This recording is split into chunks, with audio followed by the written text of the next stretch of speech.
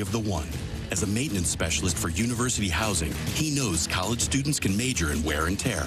Plus, housing so many students doesn't leave a lot of room to house all the supplies he needs.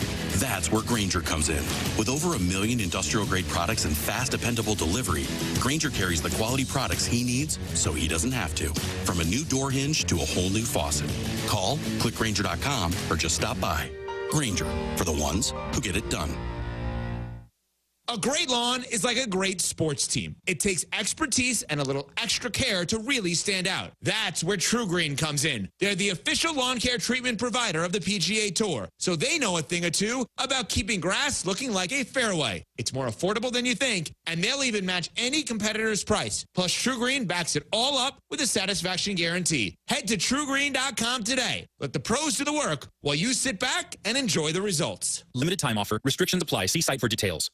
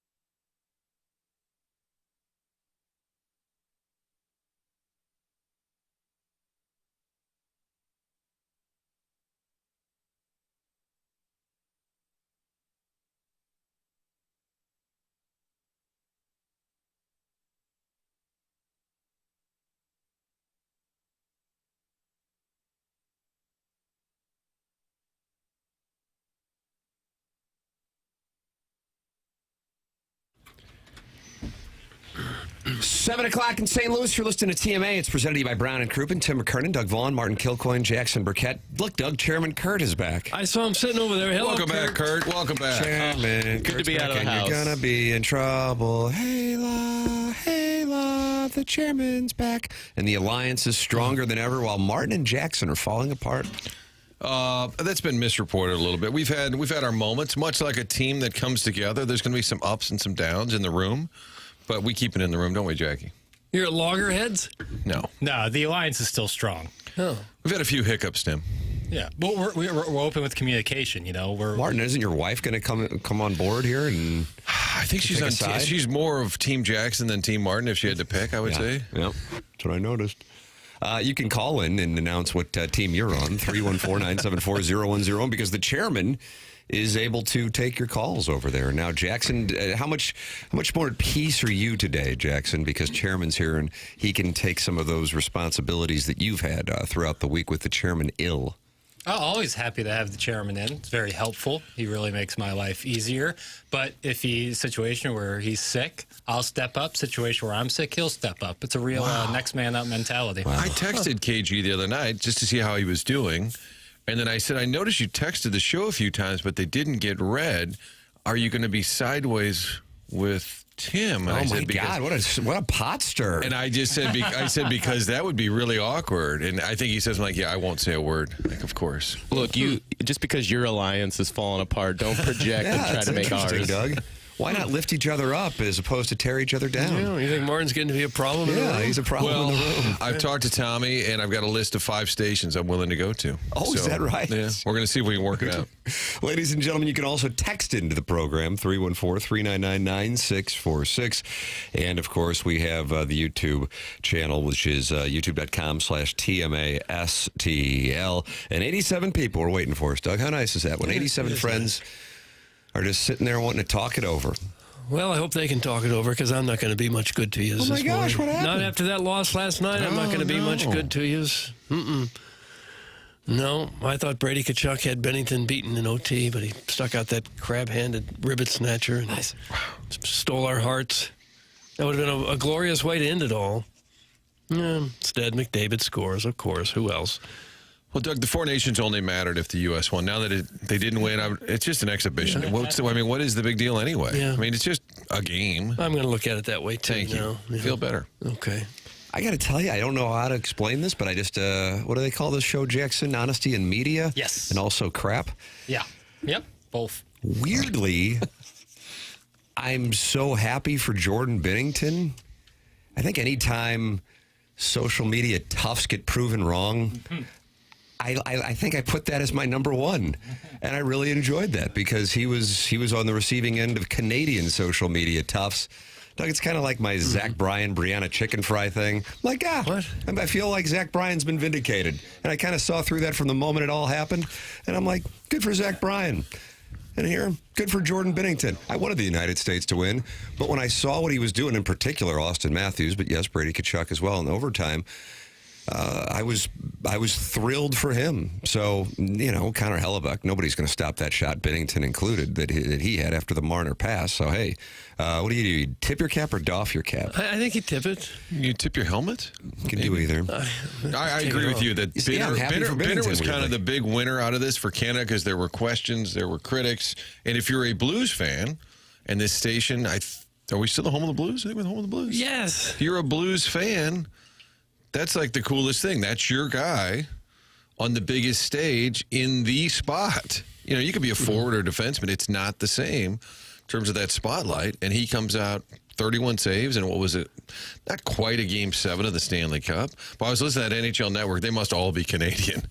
There was no fair and balance. They were like euphoric about it. Right? But I agree with you. The whole Binnington angle just kind of changes a little bit. It's the best he's looked, I think, since the Stanley Cup run, because he was just outstanding last night.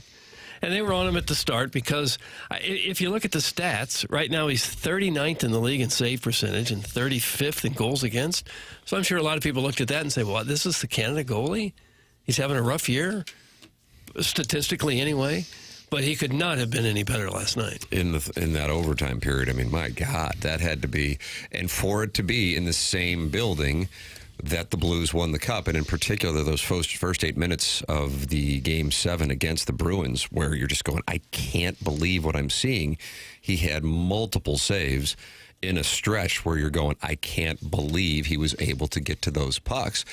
And as Ray Ferraro was making the observation on the broadcast, you could sense that wasn't going to be a 2 or 3 overtime situation. There were so many, Doug calls them glorious scoring opportunities, Martin. I do, yeah.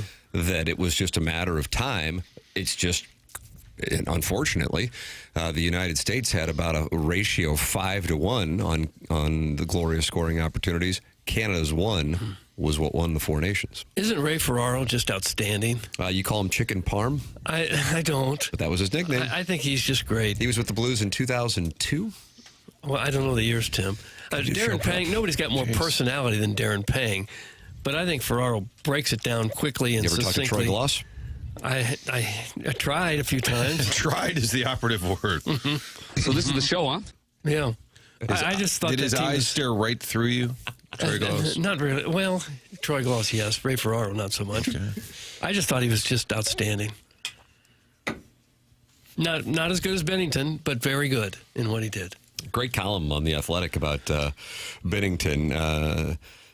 They write, when you hear Jordan Binnington speak, there's often a tinge of defiance in his voice, a confidence in himself that permeates every word that comes out of him. And I feel like that actually does sum up, when he's asked about himself, quite accurately why he is the way that he is in these clutch moments. And I would guess if you had to ask the people associated with Canada's decision-making on why he got the nod to be the starting goaltender, it would be because in moments like that, he can excel, whereas others can fold up shop. And we've seen it here in St. Louis, and now all of the hockey world got a chance to see it last night. Mm-hmm. I think in 22, the Blues really thought they could make a run there, and part of it was Binnington. Solely, really. And then he gets run into by Kadri, and that just kind of, and you can't make excuses as a team, but that changed everything, and that was a year I think they were poised for a run. Because of him. Now, with Bennington's stock at perhaps an all-time high. I like where you're going, Jackie Papers. I like where you're going. Stock hadn't been this high since 2019. Team really appearing to go nowhere at the moment. Whoa. Is now the time that you put him on the market? See what you can get? They're pretty good. Yeah. Marketing. How about Doug Armstrong? Benner, great job. We did this together. Let's get on that private jet back to St. Louis, and also I traded you. Wouldn't that be unbelievable? Getting off the tarmac. Don't you think you get a lot for him right now? Stock has not been higher in recent months. I would agree with you on that. Ladies and gentlemen, here is the call of Connor McDavid's game-winning, Four Nations winning goal on ESPN. Hit the lever, please, Pale.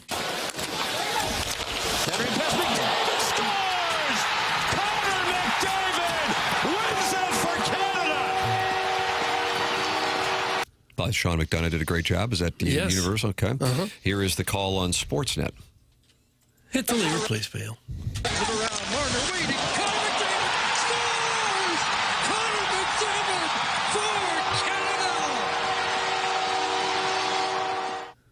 Okay, short little calls.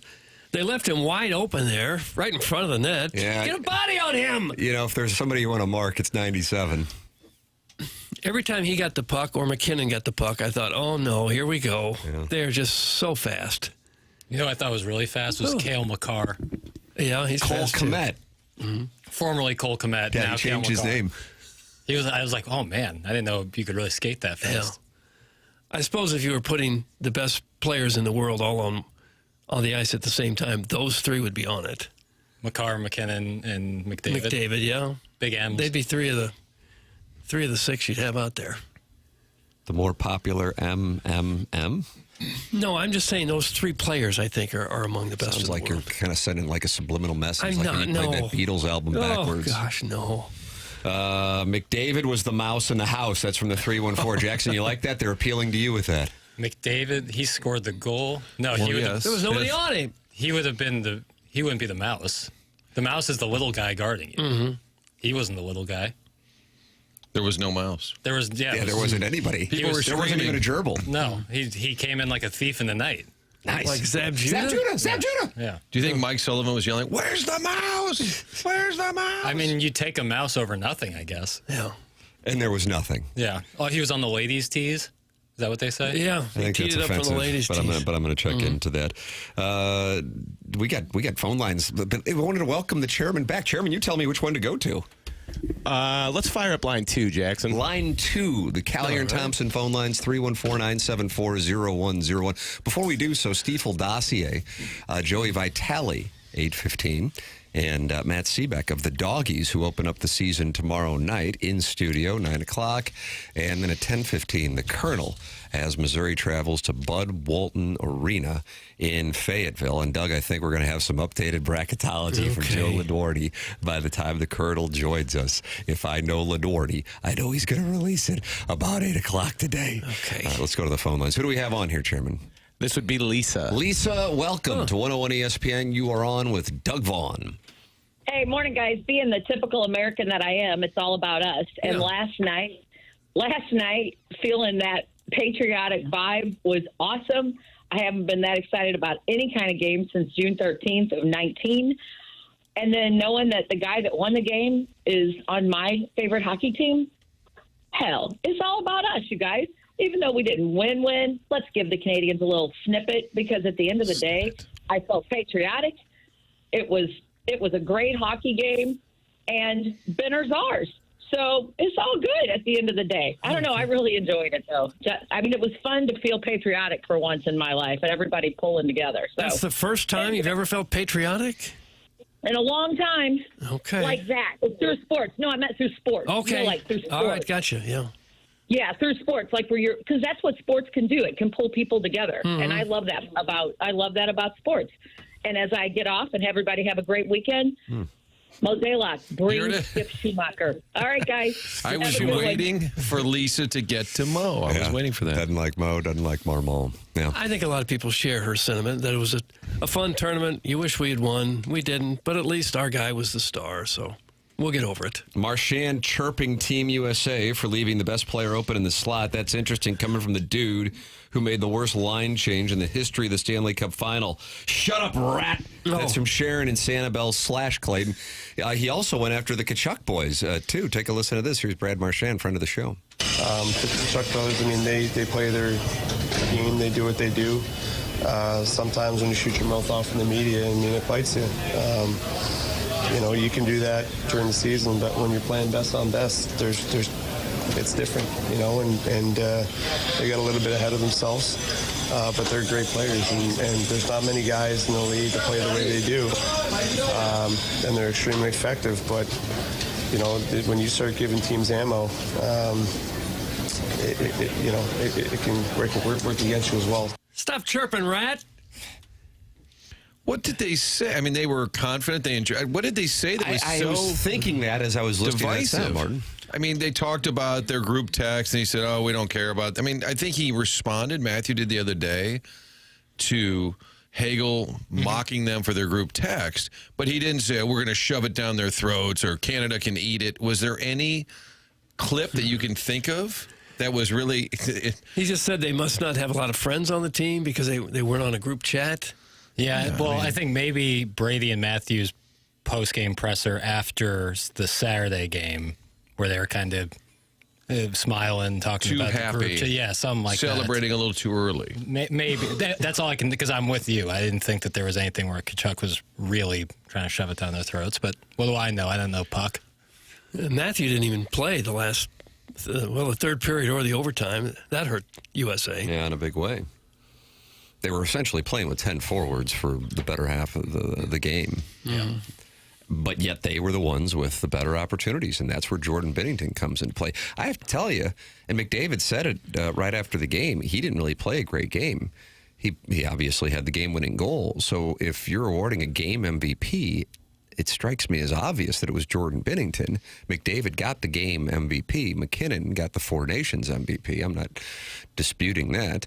But as far as the game MVP goes, I think damn near everybody on that Canadian roster could have converted the opportunity that Mitch Marner gave McDavid. So I know he had the game-winning goal, but the reason why Canada won that game was Jordan Binnington.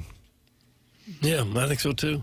He got robbed. So I was surprised that he didn't win it. I mean, in the whole scheme of things, I don't know if it's going to keep me up this evening. Plus, I'm on so many damn sleeping pills and medication. I don't know if it's possible anyway. But I was surprised by it. Tim, you like a good game of What's the Percentage? Yeah, I like What's the Percentage. What's the percentage? We have an open for that, Jackson. What's the percentage of Blues fans? What's the percentage? Oh, my God. What an ad-lib. Yeah. Homemade.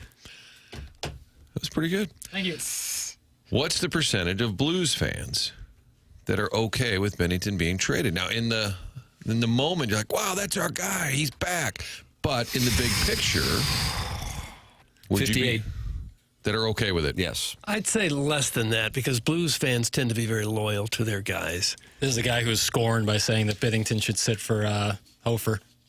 Well, Hofer was playing better than Binnington there for a while. And you saw the reaction. That's I think that's framing it. And I don't blame you for doing so. So you're saying he's got a little PTSD. I think people now, I think most would be upset if they did, just because they like him. I think there is a recognition that unfortunately has come over the last month that the team is not close, and therefore, if now his stock is at a point where Doug Armstrong can get something for him that he couldn't get, or even be able to move him, and he wouldn't have been able to, that they would be on board with that because they realize it isn't happening this year. That's where, again, that's 58%. That's not like a lion's share. What would that be like, Doug? Ace King suited against maybe pocket queens. I guess that's the number, something in that range. 2 years left, $6 million per year. That's what's on his deal. I know they're really high on Hofer. The question is if you're going to kind of unload at the deadline. We're 2 weeks from the deadline, March 7th. We'll have a little clock going somewhere in here just to count it down so we don't forget. 2 weeks away from the deadline. Binnington's certainly a piece. Braden Chen was asked about it the other day. We saw it 2 years ago. It's kind of sad if you're a fan of the Blues that you're in the same position 2 years later, just kind of unloading. USA, USA, USA. Anyone okay with Canada winning against our home country is a loser, regardless of there being Blues on the team. Country over local team. That's from the 314. And all right. I guess the 314 is not happy with Lisa. No. Lisa You're un-American. Oh, Lisa took some shrapnel there. Well, I think if you got what people perceive as a nice return for Binnington, people would be on board with it. But if it looks like you're dumping his salary and not getting a whole lot in return, then I think people would be very upset by it. I'd be fine with it. The window won't reopen while he's under contract. I'd like to watch him play behind a decent defense again, too, for his own good. Also, that Hofer is a dreamboat. That's from Alan Dadeville, and he is attracted to Joel Hofer, and therefore he wants to see him be the starting goaltender. And I don't know how much that'll factor in for Doug Armstrong. Is that a factor? When they're in the room? We'll ask him next time he's on. We got to make a deal here. Well, the guy that's still here would be a dreamboat. But did Al say he found him attractive or he was attracted to him? That's a great point. All he said was that he's a dreamboat. Because with Jackson, a lot of times we need clarification. Yeah. Attractive versus attracted to. I agree with Doug. Tim's cute, but fans aren't rational like him. Anyways, Mr. Martin, how are you? How about those Colts? Combines next week. Keep an eye out for a Jason Kelsey comeback. All roads begin at the Combine, right? Hashtag free perk. That's from Brian Henson, who covers the Colts. Heaven's sakes.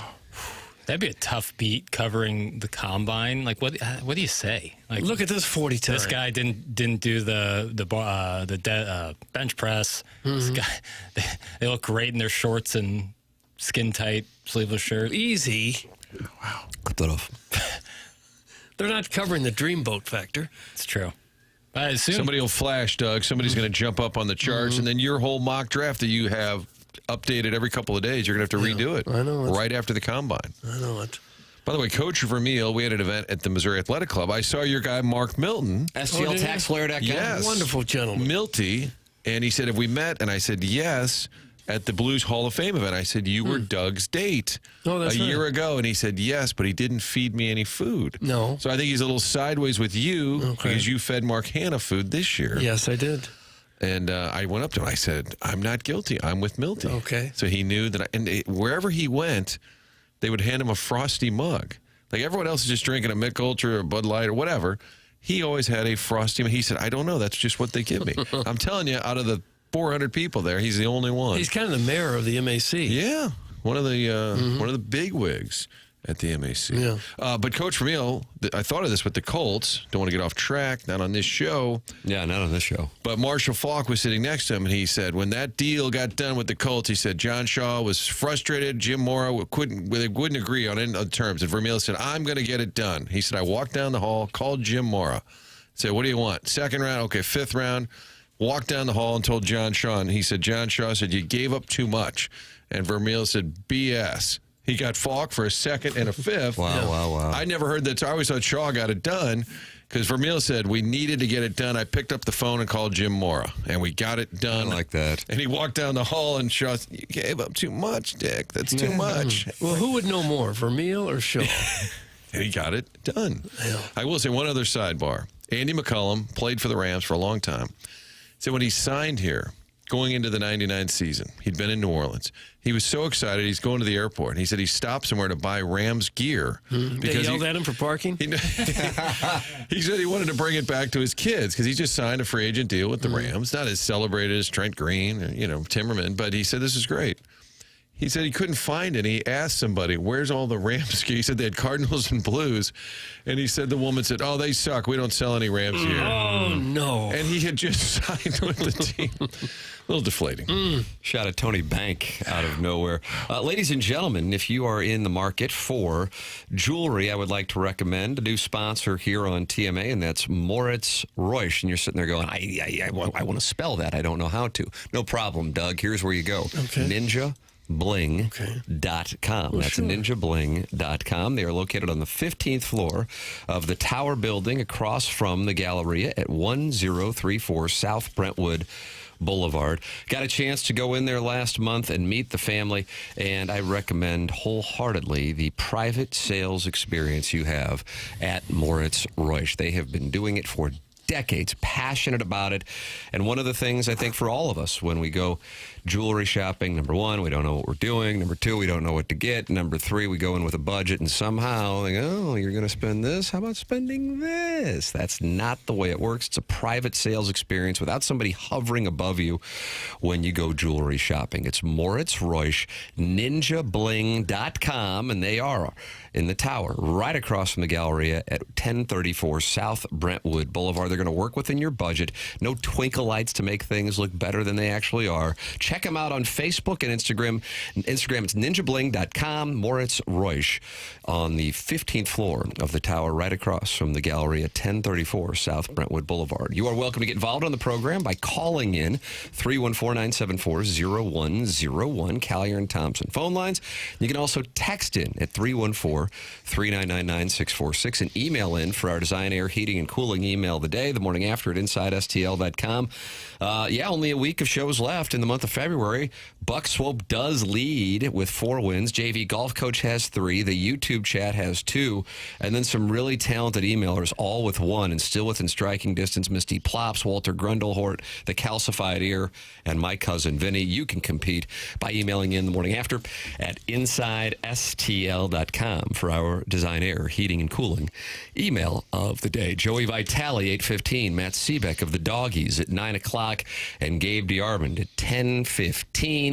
That's all coming your way on the Stiefel Dossier. This is the Morning After, presented to you by Brown and Crouppen on 101 ESPN and the TMA STL YouTube channel.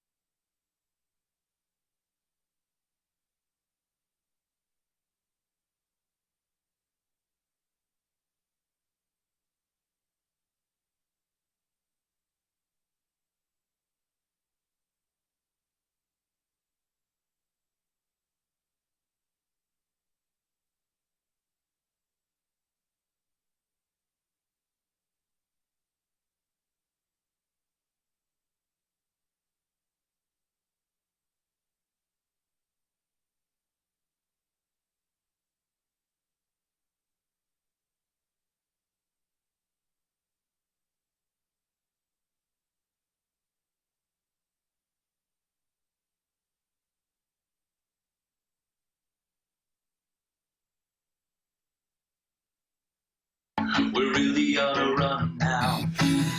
Running for the Stanley Cup, yeah. We gotta get it somehow. Never gonna slow down, cause we're not gonna blow it.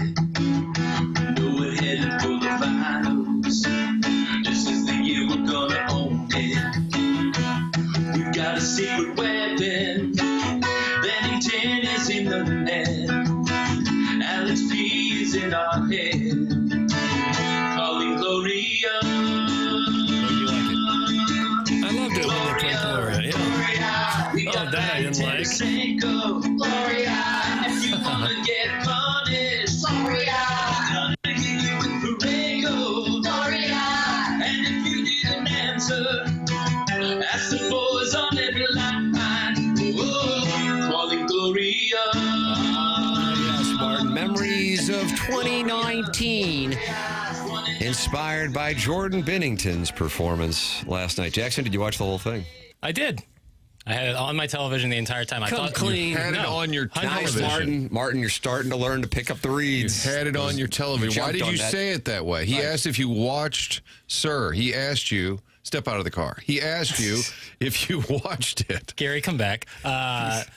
It was on my TV. Was I watching it the same way I would watch Missouri and Alabama? No, but it was on my TV, and I was very much. But you were reading one of those Nancy Drew books. I was reading the little. I was doing a little reading. There it is, Doug. Were you watching or reading, Doug? I was watching, and I watched it. I thought I was late, and so I turned it on about 7:25, and I was like, "Oh, the puck hasn't dropped yet. What a bait and sweep."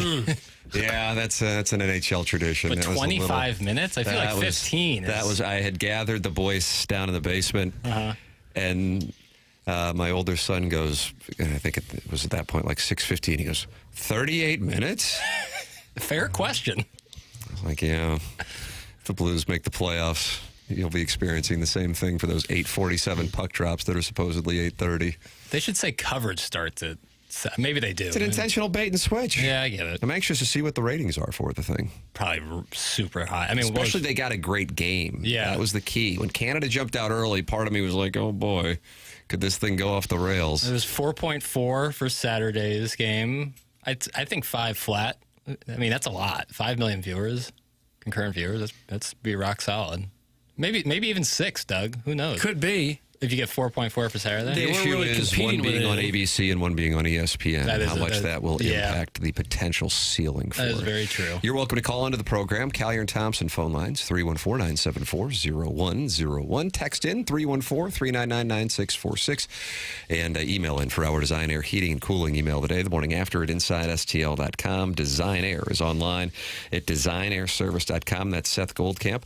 That's Design Air Heating and Cooling, the longest-running sponsor on TMA, sponsor of our email of the day.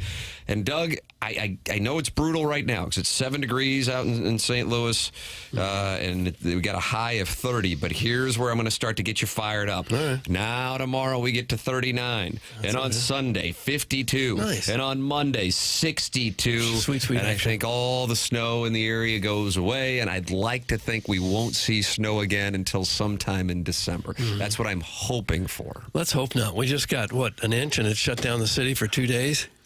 Well, Doug, on Monday with all the melting, maybe late starts because I have an abundance of caution. You have a late start Monday just with all the melting. Yeah. Be safe. Yeah. We're going to delay the start of schools on Monday. When I'm it's just 60 throwing degrees. it out there. It's an option. If you do run into problems with your heating system, DesignAirService.com. It's all you need to know. DesignAirService.com, and they are out there super fast. And don't worry, you're going, oh, they're going to tell me something's wrong. It's not wrong. That's not the way they operate. They earn your trust in your business for the long term by not upselling. Seth is 4th generation. Martin's a client. Doug's a client. I'm a client. It's Design Air Heating and Cooling online at DesignAirService.com. This morning from Jon Heyman in the New York Post. Despite not having a clear-cut third baseman, the Yankees continue to have no interest in Nolan Arenado as they see him as being on the decline. They also have no money left. That's just the end of the sentence. That's probably more important. That's just the end of the sentence. The Yankees have no money left. That's right. And he has $74 million to go over 3 years. Loving Jazz Chisholm's personality in Yankees camp. I asked if he's the fastest guy in the Yankees, and he responded, "Nobody here beats me. Nobody should feel insulted either." Jazz added that he beat Ellie De La Cruz in shorter distances, too. He wasn't sure about Bobby Witt Jr., though. So that is the mindset in New York, that there is no interest in Nolan Arenado from the Yankees, even though it sounded like Paul Goldschmidt was making a campaign. And I may or may not have Venmoed him some money to try to get him to get Arenado to New York to avoid me losing $250 to the listeners with whom I bet. And Doug, as you know, I'm going to take out a fourth mortgage to pay that wager off. Jackson, were you raising your hand or were you just waving at Doug? Fourth mortgage. I was fourth mortgage. You're playing along. Okay. Yeah. Playing along. But why would Heyman even write that? I mean, like, what's the point of just, like, unless he's sideways with Arenado's agent? It felt like a shot at Arenado for no reason. Yeah, I see the headline, I click on it, so I'm a mark, and then I read it, and I'm like, not a lot of meat on the bone. NY Post. That was NY Post. You know the game with the NY Post, boy. A lot of big pictures in the middle of the article and not a lot of words. Do you really buy that the Yankees are, quote-unquote, out of money? Like, not willing to spend more is one thing, but like they clearly have a ton of money. They have, I think, the highest revenue of last year, more so than the Dodgers. Also like Jazz Chisholm to meet a certain player named Victor Scott II. When we talk about the fastest in the league, Doug would like to hold rights over here. Yeah. Vic Scott might be the fastest guy in baseball. Youngry birds. He told us he thought he was the fastest guy. That's right. Now, how about this? Were you guys aware of this? And I'm asking this sincerely because I was completely unaware. Jacob Kern of the Business Journal, the managing editor, texted me yesterday to do an interview on the situation with Cardinal opening day tickets. And I said, I'm happy to do an interview. I said, but what's the situation with opening day tickets? How about this? With the Cardinals this is in the St. Louis Business Journal this morning. With the Cardinals 2025 home opener just 35 days away, large swaths of Busch Stadium remain unsold for that March 27th contest against the Minnesota Twins. That's according to the Cardinals' official online MLB ticket marketplace, which shows thousands of seats unsold in the 46,000-seat stadium, according to a review Thursday. A sampling of typical examples around the stadium shows 118 of the 252 seats in Section 447 are unsold, 61 of the 111 seats in Section 360 are unsold, 62 of the 231 seats in Section 244 are unsold, 194 of the 567 seats in Section 165 are unsold. Those are good seats. That's what I was about to say. Mm-hmm. And in Section 193 in the outfield bleachers, 185 of the 451 available tickets are unsold. If large numbers of tickets are not sold before the game, it could represent the first home opener crowd not approaching a Cardinal Stadium capacity since 1995, exempting the COVID-19 years of 2020 and 2021, according to box score data from Baseball Almanac, a website dedicated to the history of the game. That was the 95 opener, in which you had the work stoppage in 94, and then they were slow to start the season in 95. How about that? Yeah, I would say opening day, I would have thought was the exception. Yes. Like everybody go, and then you stop going because you're mad or you don't think they're any good. But I thought opening day was sort of exempt from that vibe. Do you think it's more like, is this a reflection on people canceling season tickets or corporations stopping buying them? Yeah, I think it's twofold. Number one, what you said, and that falls under the same umbrella, whether it be individuals or corporations. Because I have been in some group texts where people are saying exactly that. Yeah. And then on the other side of it, it just speaks to a combination of frustration and apathy toward the organization. I don't think anybody really has any dislike for guys on the team. Maybe there's some distaste for Nolan Arenado, and it's still, TBD as to whether or not he'll be on the field on March 27th. It's toward the organization. But as you just said, Martin, if there's one day where it kind of doesn't matter, it would be the home opener. So to see those numbers, and when Jacob called me and was laying that out, I'm like, holy crap, I had no idea that was going on. Mm-hmm. I'd like to know how soon they sell out in recent years, how quickly those tickets have gone. They've got to do a whole lot better than they're doing now, however. But I'm sure once spring training gets started and they play and people start following a little bit, they'll sell some of those tickets. They got a long way to go to pack the house, though. Yeah. I think when the word gets out that it's available, there's people who never got to go or always like, I want to go to that. I think they'll sell a bunch of those sold out. I would say no, but they'll sell a bunch in the next month because a lot of people that would go probably just assume there's none available. And now they're like, oh, my God, there's a ton available. I bet a large portion of those will get sold. Guys, they're wanting $90 a piece for those Section 400 seats. That's from the 314. Well, that would be the answer why. The state of downtown has to come into play here. It's just not fun to be down there anymore. That's from the 314. And that's another 314. It has to do with downtown St. Louis. Right. I'll tell you, in Balloon Party, I would talk about this with Jackson, and so often something that I personally don't think about, and when I was having that conversation with Jacob yesterday, I said, one of the things that I don't think about as somebody who grew up in the city and lived on Washington Avenue is the downtown thing. But when we would talk about it, I'd get a bunch of texts on 101 about downtown and people not wanting to go down there or feeling comfortable.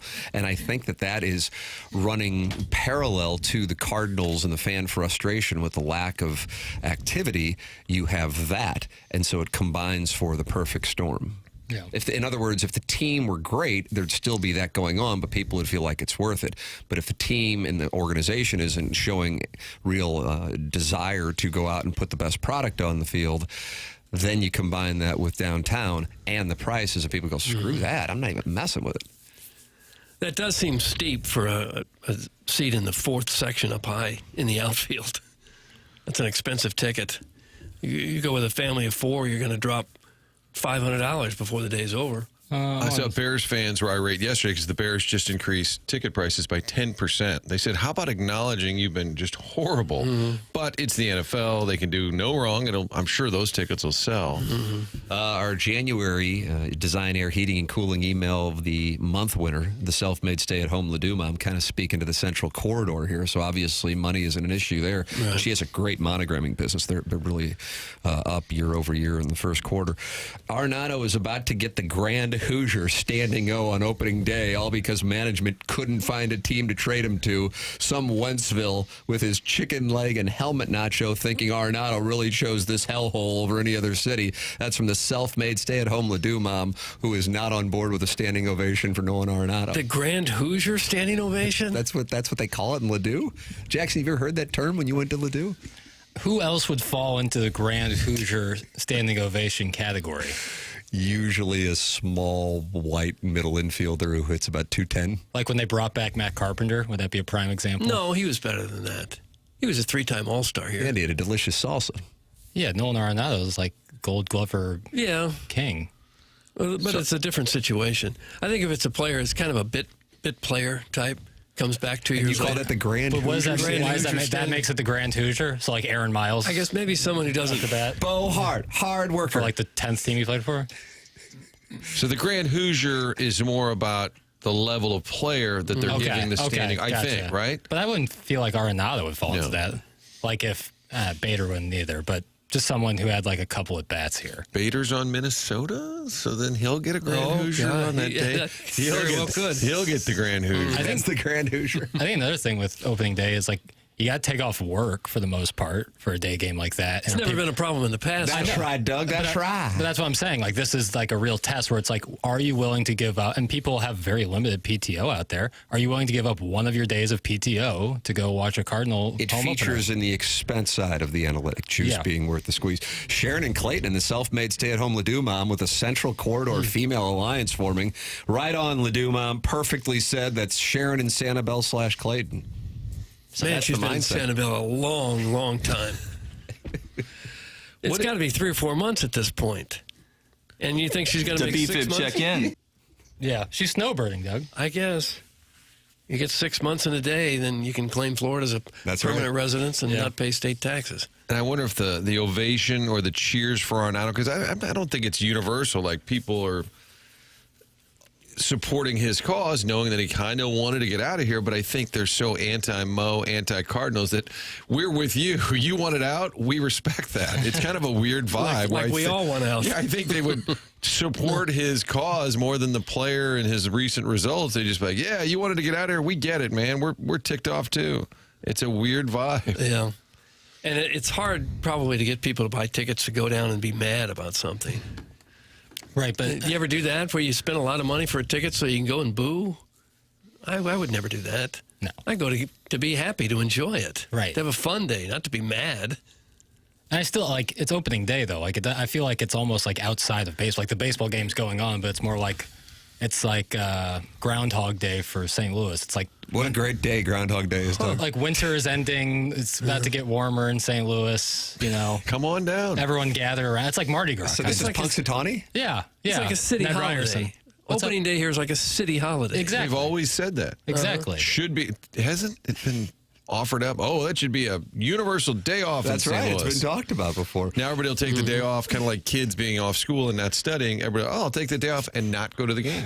I'm going to go Grand Hoosier ticket package. Yeah, I'm the gonna see if that's self-made available. stay-at-home Laduma Martin is now explaining the qualifications for it. Ooh, here she is. The qualifications for a Grand Hoosier Standing O is the person giving the Standing O has, number 1, a beer in hand, number 2, some sort of fried protein in hand or dangling from mouth, number 3, no sleeves on shirt, number 4, lots of denim, and number 5, no ride home from the park, headed straight to BPV. So those are the qualifications for the Grand Hoosier Standing O. Fried protein. Cellulite on cellulite, brother. Oh. I know some people who would fit that exact description. You going after Sweet Sweet Kai? No, Sweet Kai is in great shape. But I know some folks who would fit that description, but I don't know if they're Grand Hoosiers. Do you have to reach a certain level of Hoosierdom before you're considered grand? I guess you have to have the fried protein dangling from your mouth. I think it's a bit like art. You know it when you see it. Yeah. Right? Is that just a chicken tender? Would that be just fried protein? That would fall under the umbrella, I believe. Not a lot of other. Name another fried protein. Chicken fried steak. Nice. Yeah. Fried chicken. Battered sausage. Bacon. Bacon. There you go. Mm-hmm. That's not deep fried, but still fried They sell nonetheless. bacon at Busch Stadium? Boy, that'd be a big hit. Like if they just sold like a side of bacon. Yeah, if they had like a rasher. One concession stand that sold strictly lard products. Bacon. Like it would just come in like one of those little like boats you get popcorn in, and you just sit there and eat 8 strips of bacon. Mm-hmm. I bring pocket bacon to Busch Stadium. Yeah, pocket bacon. No, what is that? It's exactly what it sounds like. He just shoves a bacon. I fry it at home. Pockets are just soaked Put it in my grease. cargo shorts and bring it into the stadium. Because you just couldn't make it through 9 innings without some bacon. I respect that. That's a Grand Hoosier move. I respect that. Martin, you've got an event coming up. Would you like to tell the people about it? Can't wait. March 15th, so we're about a month out. It's going to be at the Frontenac Hilton. It's raising money for our veterans. I'll tell you what, Marshall Faulk was on the dais last night talking about the Rams' 25th year reunion. He was unbelievable. He gets that mic. He turns it on. He'll be with us helping raise money for the veterans. That is March 15th. Jackie Smith, Marshall Faulk, football conversation I'll be hosting. I'll be on my best behavior that night. It's a nice, classy event, and it's put on by the folks down in Perryville who also run the Missouri National Veterans Memorial. They built the replica Vietnam Wall. It's a spectacular place down in Perryville. But once a year, they have an event in St. Louis fundraising for our veterans and all veterans causes. It's March 15th, Frontenac Hilton. Stop by, get a table. If you're a business owner, bring a group. It's 573. That's the area code. You have to call for tickets, 573. And then it's 517-5132. Willie McGee, Steve Carlton, 517-5132, 573 area code. March 15th, Saturday night at the Frontenac Hilton. Marshall Faulk, Jackie Smith, talking football and also raising money to help our veterans. This is The Morning After. We are on 101 ESPN and TMASTL YouTube channel, where I'm a bad boy and I'm testing things as talking to John Scores and other friends who have gathered 250 folks at youtube.com/TMASTL. You can subscribe to the page and talk it over anytime you would like. We have on our Stiefel dossier today, Joey Vitale coming up in about 25 minutes on the Four Nations final last night between Team USA and Team Team Canada. We also have Matt Seebeck of CIty SC in studio coming up at 9 o'clock, and the Colonel, Gabriel P. DeArmond, with us at 10:15. And then the Design Air Heating and Cooling email of the day, plus Doug is hitting refresh on ESPN over and over again because Joe Lunardi is about to drop his bracketology to find out where Missouri is playing and who they're playing. Somewhere different than last week, no doubt. 4 seed, coming hot. Yep. I think that's what he's going to say. When it's all said and done, I think they're a 3 seed. This game on Saturday is going to be a major part of that, I think. I think you want to go down and win Bud Walton. This would be, I think this is their last chance for a really, really, really good road win. No shot at Vanderbilt, Oklahoma, not looking ahead or anything. But you get one more really solid road win, and then if you can beat Kentucky at home, yeah, I think 3 seed is very much in the cards. There it is. And that's a trip to Wichita? Is that a trip to Milwaukee? Is that a trip to Lexington? I'd be happy with all 3. Maybe not Milwaukee. Martin, Milwaukee just took a hit from Little Jackie Papers. I was in Milwaukee. You were just there. I know, and it's a lovely city, but boy, is it cold. Yeah, and I want the guys, getting loose, warm. Well, they're playing indoors. Sure, but they have to walk in and out of the arena. Oh, I don't want guys getting sick. How soft is it, generation? I don't want to get sick. He's a dandy. I don't want to get sick. What was the temp the other night at Como as the True Sons walked in the building? It seemed like they weren't affected Wednesday. I think it was 1 degree. You think maybe it got Bama a little bit? Maybe it worked to their advantage. Yeah, they certainly weren't shooting well. You don't get sick from the cold weather. You get sick from the bacteria, from viruses, things in the air. It's not the cold weather that makes you sick. Is that right? Yeah. Oh, a little lesson.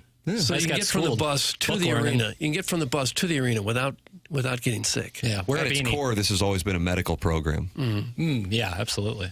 There's your Stiefel dossier. Joey Vitale, Matt Seebeck, Gabe DeArmond, the Design Air Heating and Cooling email of the day, and our drops of the week. Tim McKernan, Doug Vaughn, Martin Kilcoyne, Jackson Burkett, Chairman Kurt with you. This is TMA, presented to you by Brown and Crouppen on 101 ESPN and the TMA STL YouTube channel.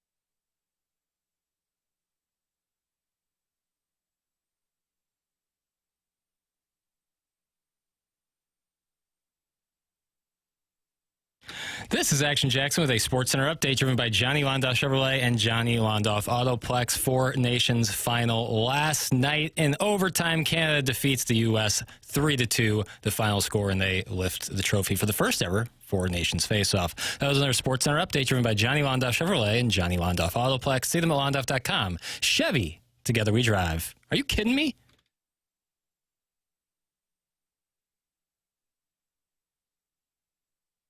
Cardinal fans, we've cracked. Nice. Sell some tickets.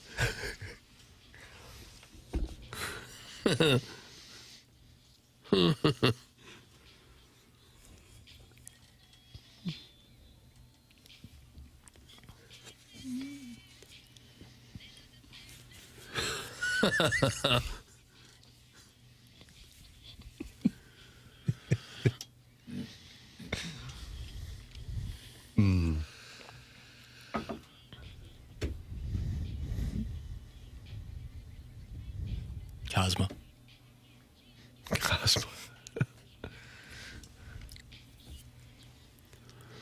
Wow. Cardinals. It don't run in your blood, Doug. Mm-hmm. Tim, are you taking questions? I am. Doug is not. I will speak on his behalf, however. Thank you. Are the majority of these songs that you guys play created by... Why do you say you guys? Well, I'm new here. When I finished in Heyman are done onboarding, I'll be part of the team, but I'm still 2027. I'm still new here, unavailable for media until the fall. But are the people creating these songs musicians? Or are these people who like sell insurance and then at lunchtime get a beatbox going? Like, do you think, and I'm being serious, do you think the majority of them are professionals? Are they, it used to be like radio hosts would crank them out. But well, whoever came up with the line, they love the fans, not money, should be in the songwriting business. That's a professional. That's a professional. And should get free tickets to opening day. Martin, to your question, I think... you're taking questions. Well, I'm sorry. I don't mean to step on anybody. But for the most part, it's the former of people who just like make it. That one that I just played, the Royals remix, is far and away the best produced and sang version of any Cardinal fan song. There's a little professionalism. She's a good singer, and it is well produced. The lyrics, I would say, leave a little to the imagination, but most of them, as you heard with that blues song, are kind of recorded maybe like with an iPhone 4. Okay.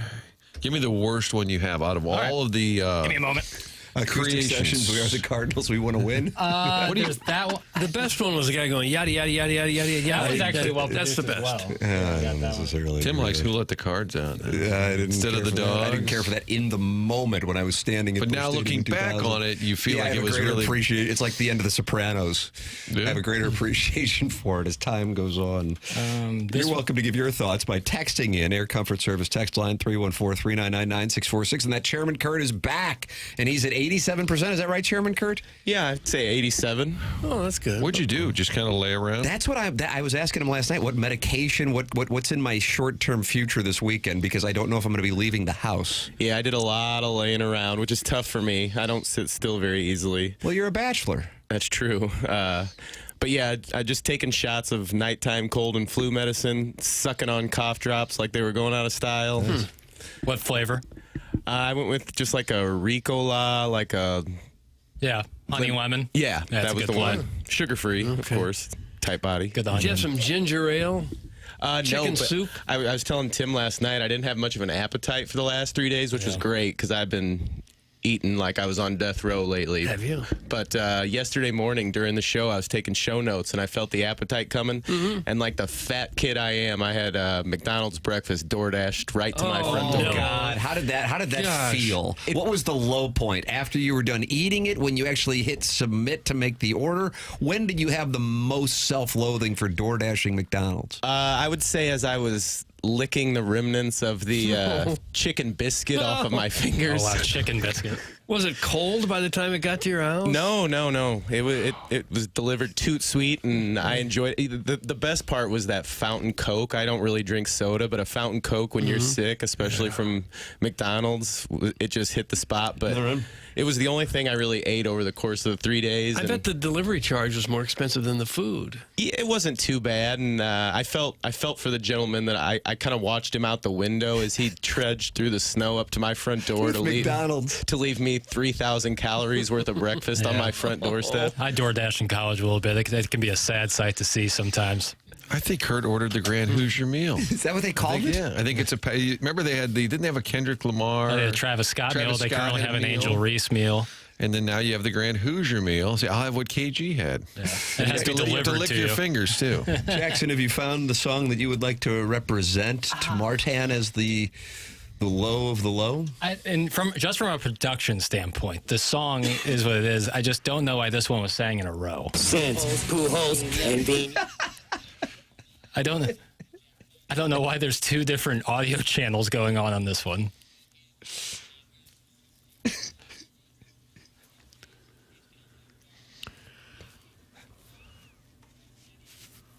A little bit of production right there. The guitar solo is nice. It is nice. Now this guy in the background's like, okay, John, it's time to go back to your room now. Feels maybe that was created in an institution during a break in the day. Medication time. I just never get why it was done in a row. Like, wow, it's so odd. Production. It's production. We talk about the Free Dotem song, the Master song, where Andy Hanselman couldn't hear the music when he was singing. Mm-hmm. That's one thing. I understand that. He still has a great voice. Why that was done with two different audio channels, I'll never know. But it's one of my favorites. So I think that's the answer there. Okay. It was pretty bad. Jackson, you have this story for the audience. We talked about it on Andrew Marchand's podcast, which I was listening to, that ESPN was most likely going to opt out of their MLB deal.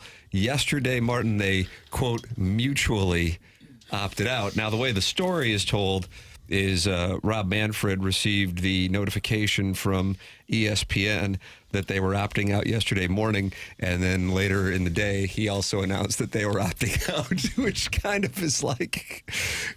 is kind of like a breakup in which the girl says, I'm no longer going to be dating you, and then you say, all right, well then I'm no longer going to be dating you. When it was all said and done, ESPN was the one that put the bullet in the brain of Major League Baseball and put an end to that. And in doing so, that's $550 million annually that the 30 MLB teams split up. This will be the last year of MLB on ESPN. It's kind of like going to your boss and say, I quit, and they yell, no, you're fired. Like it's the same outcome. Well, there are so many platforms now.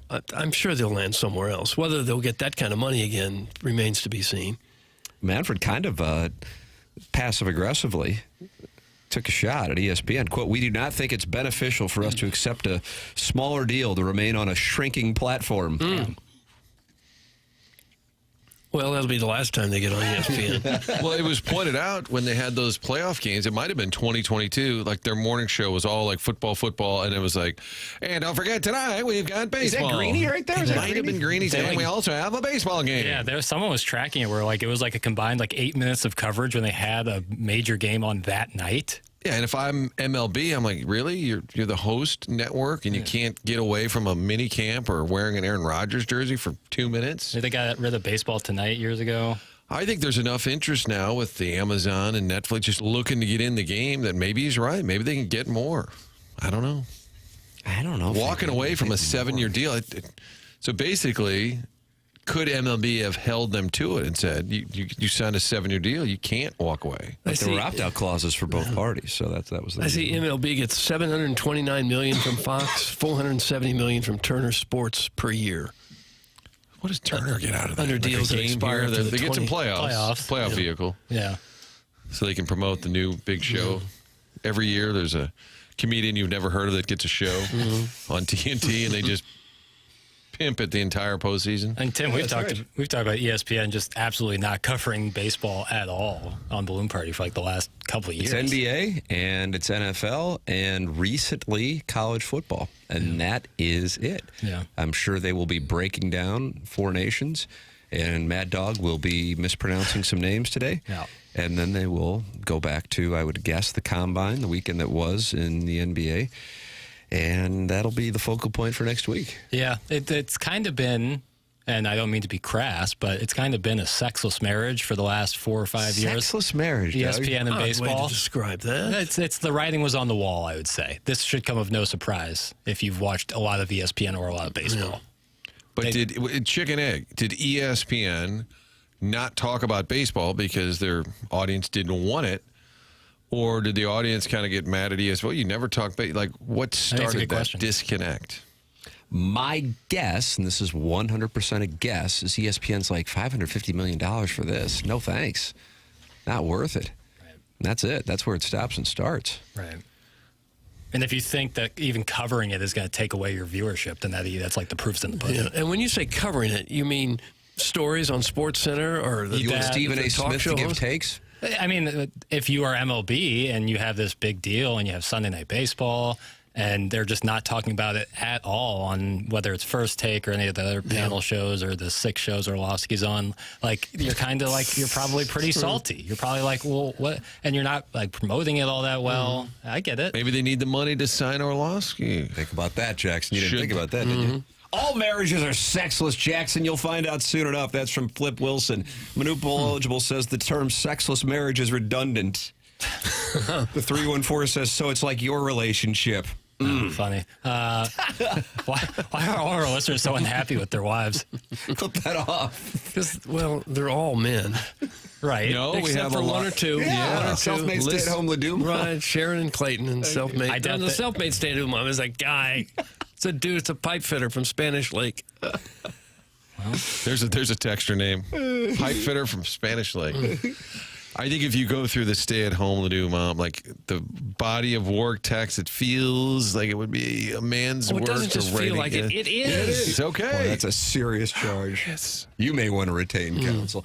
Call into the program. Chairman Kurt is back to take your phone calls. 314-974-0101. Email in for the Design, Air, Heating, and Cooling email today, the morning after, at InsideSTL.com. Buck Swope, your leader, but it is quite competitive this month, the morning after at InsideSTL.com. That comes your way at approximately 10:50. The Stiefel dossier, Joey Vitale, is going to be joining us in the next segment on the Four Nations final, and the Blues beginning the final stretch of games tomorrow night at home against the Jets. Pregame here on 101 ESPN, 5 p.m. Puck drop at 6 p.m. Matt Seebeck of CIty SC in the Doggies going to be in at 9 o'clock, and then the Colonel with us at 10:15.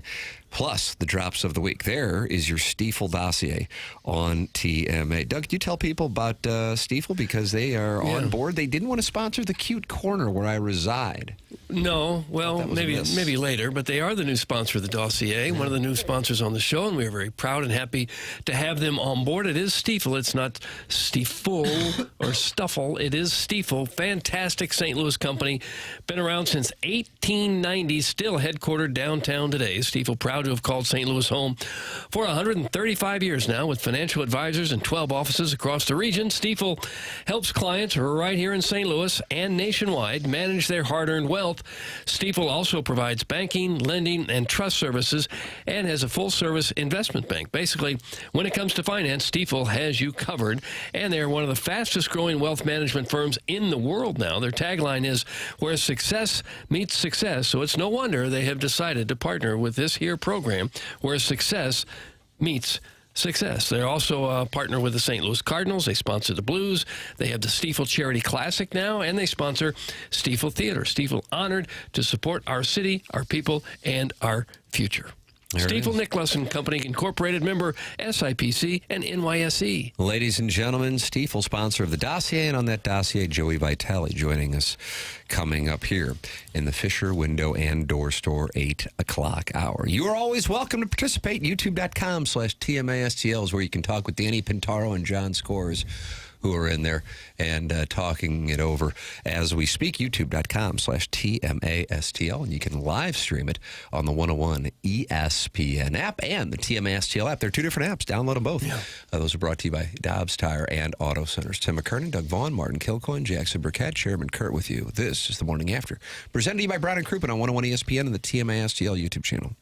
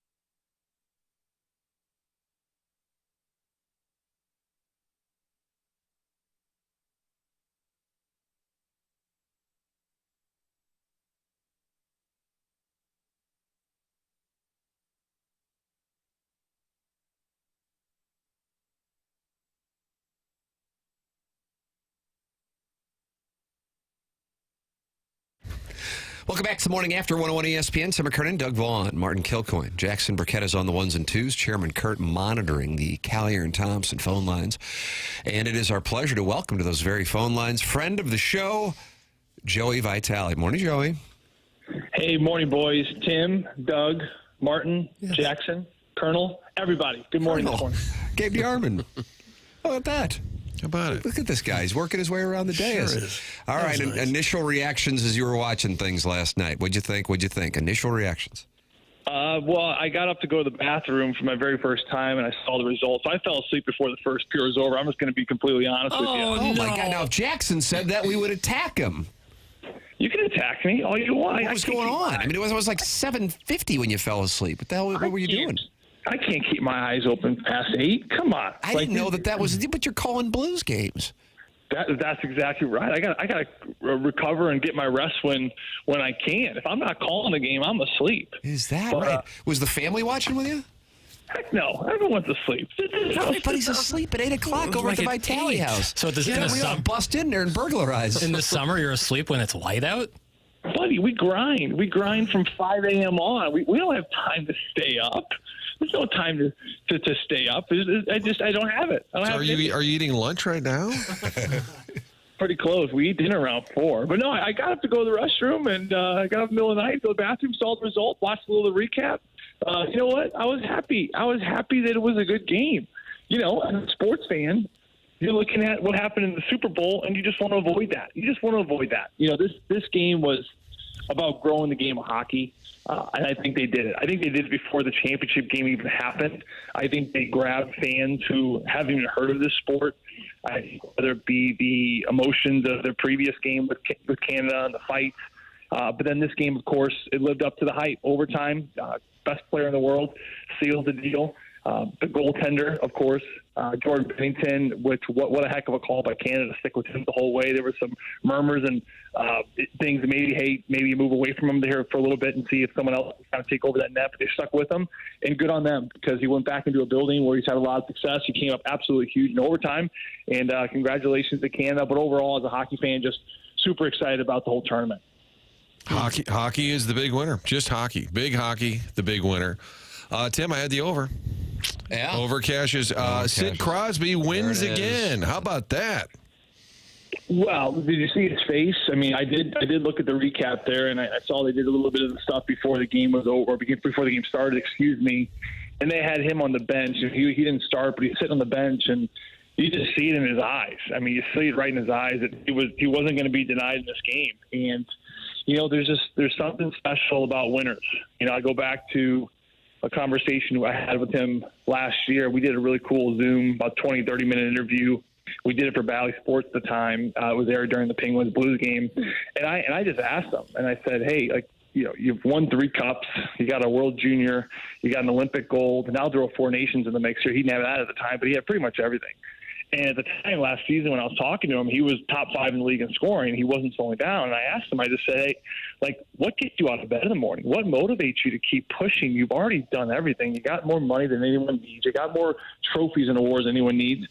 And he just kind of sat there for a minute, and it was a kind of a goosebump moment. He just said, Joe, at the end of the day, I just want to win. I just want to win. And you know what? He has done it all, but it's still not good enough. And that's what makes the greats great. They just are never satisfied. And you can see it in his eye before the game started. He's a winner. He's going to figure out a way to get it done. He's going to figure out a way to lead the troop. He got a lot of support, but he is, to me, the greatest leader in the sport of hockey. Definitely, you know, obviously I wasn't around during the era of the Wayne Gretzky's and Mario Lemieux and Gordie Howes, of course, but I don't know how you don't put this guy in the top 5 leaders of all time in the sport of hockey because he's just an incredible person. He leads by example, and everyone wants to follow him. He's really good about pulling everyone into the fight. The Tkachuk brothers made big names for themselves in this tournament. You think maybe they have become the next face of hockey, at least in this country? Absolutely, Doug. I mean, absolutely. I mean, I think Matthews took a huge step last year when he wins the Cup. You know, I think that they were really starting to generate something, and I think, you know, Matthew wins the Cup, of course. Without him, I don't know if the Florida Panthers even get past the second round. It's amazing what one player can do on the ice. You know, certainly the Connor McDavids can beat you with the skill and the goals, but Matthew can do that, but also has got such a great temperature for the game. You know, this is such an you really can't teach. It just comes with grooming. It comes with years of experience. It comes with watching the game. It comes around being around the game. And it's just that intuition of what does this game need right now? I played with Chris Kunitz. I thought he was one of the best that I played with to understood that. The game needs momentum. What do I got to do? Do I got to fight? You got to trip to the bench. You have to do something, right? You have to run the goalie. And that's what Matthew does so well. And Brady now, too. They're so good about what the game need. And to do that, you really got to get outside yourself because all these players are so consumed with making sure they're doing their job and doing it well.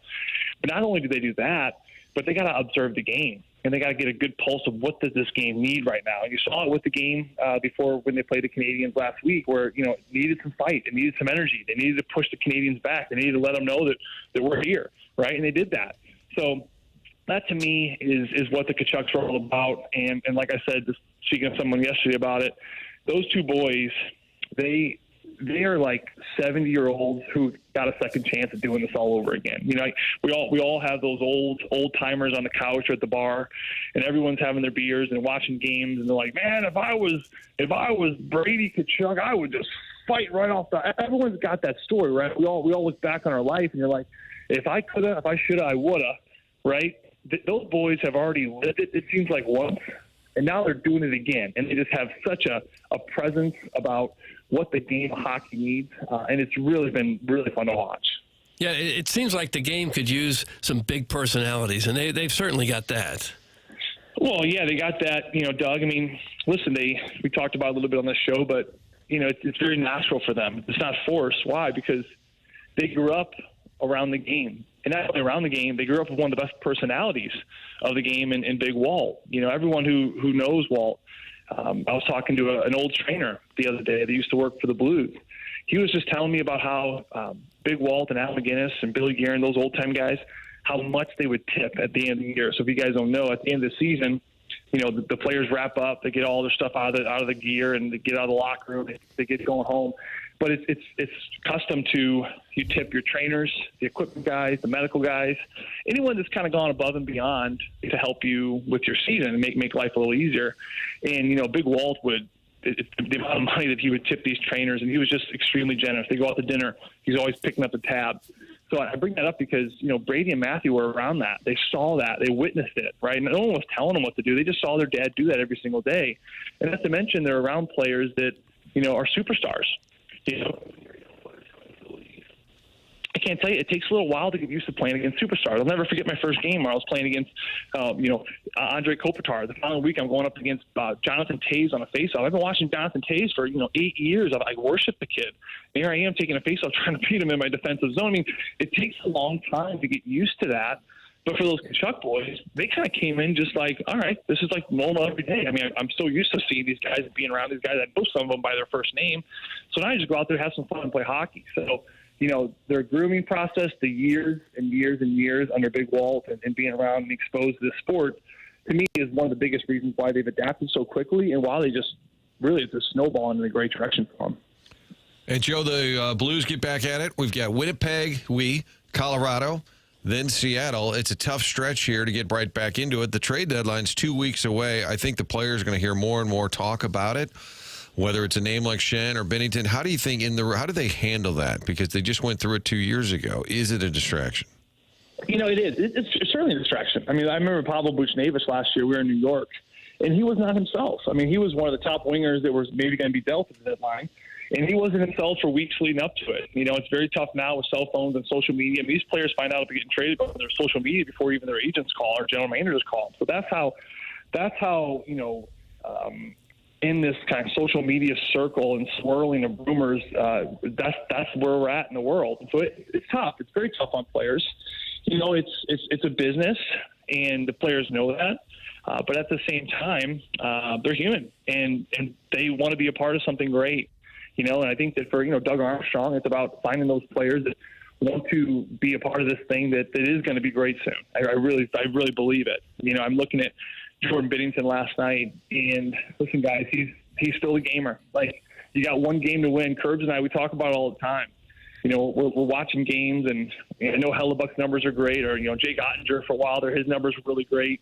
But if one game, like if you had one game to win, to me, it's Jordan Binnington because he's been in those big game moments, and there was certainly another one last night.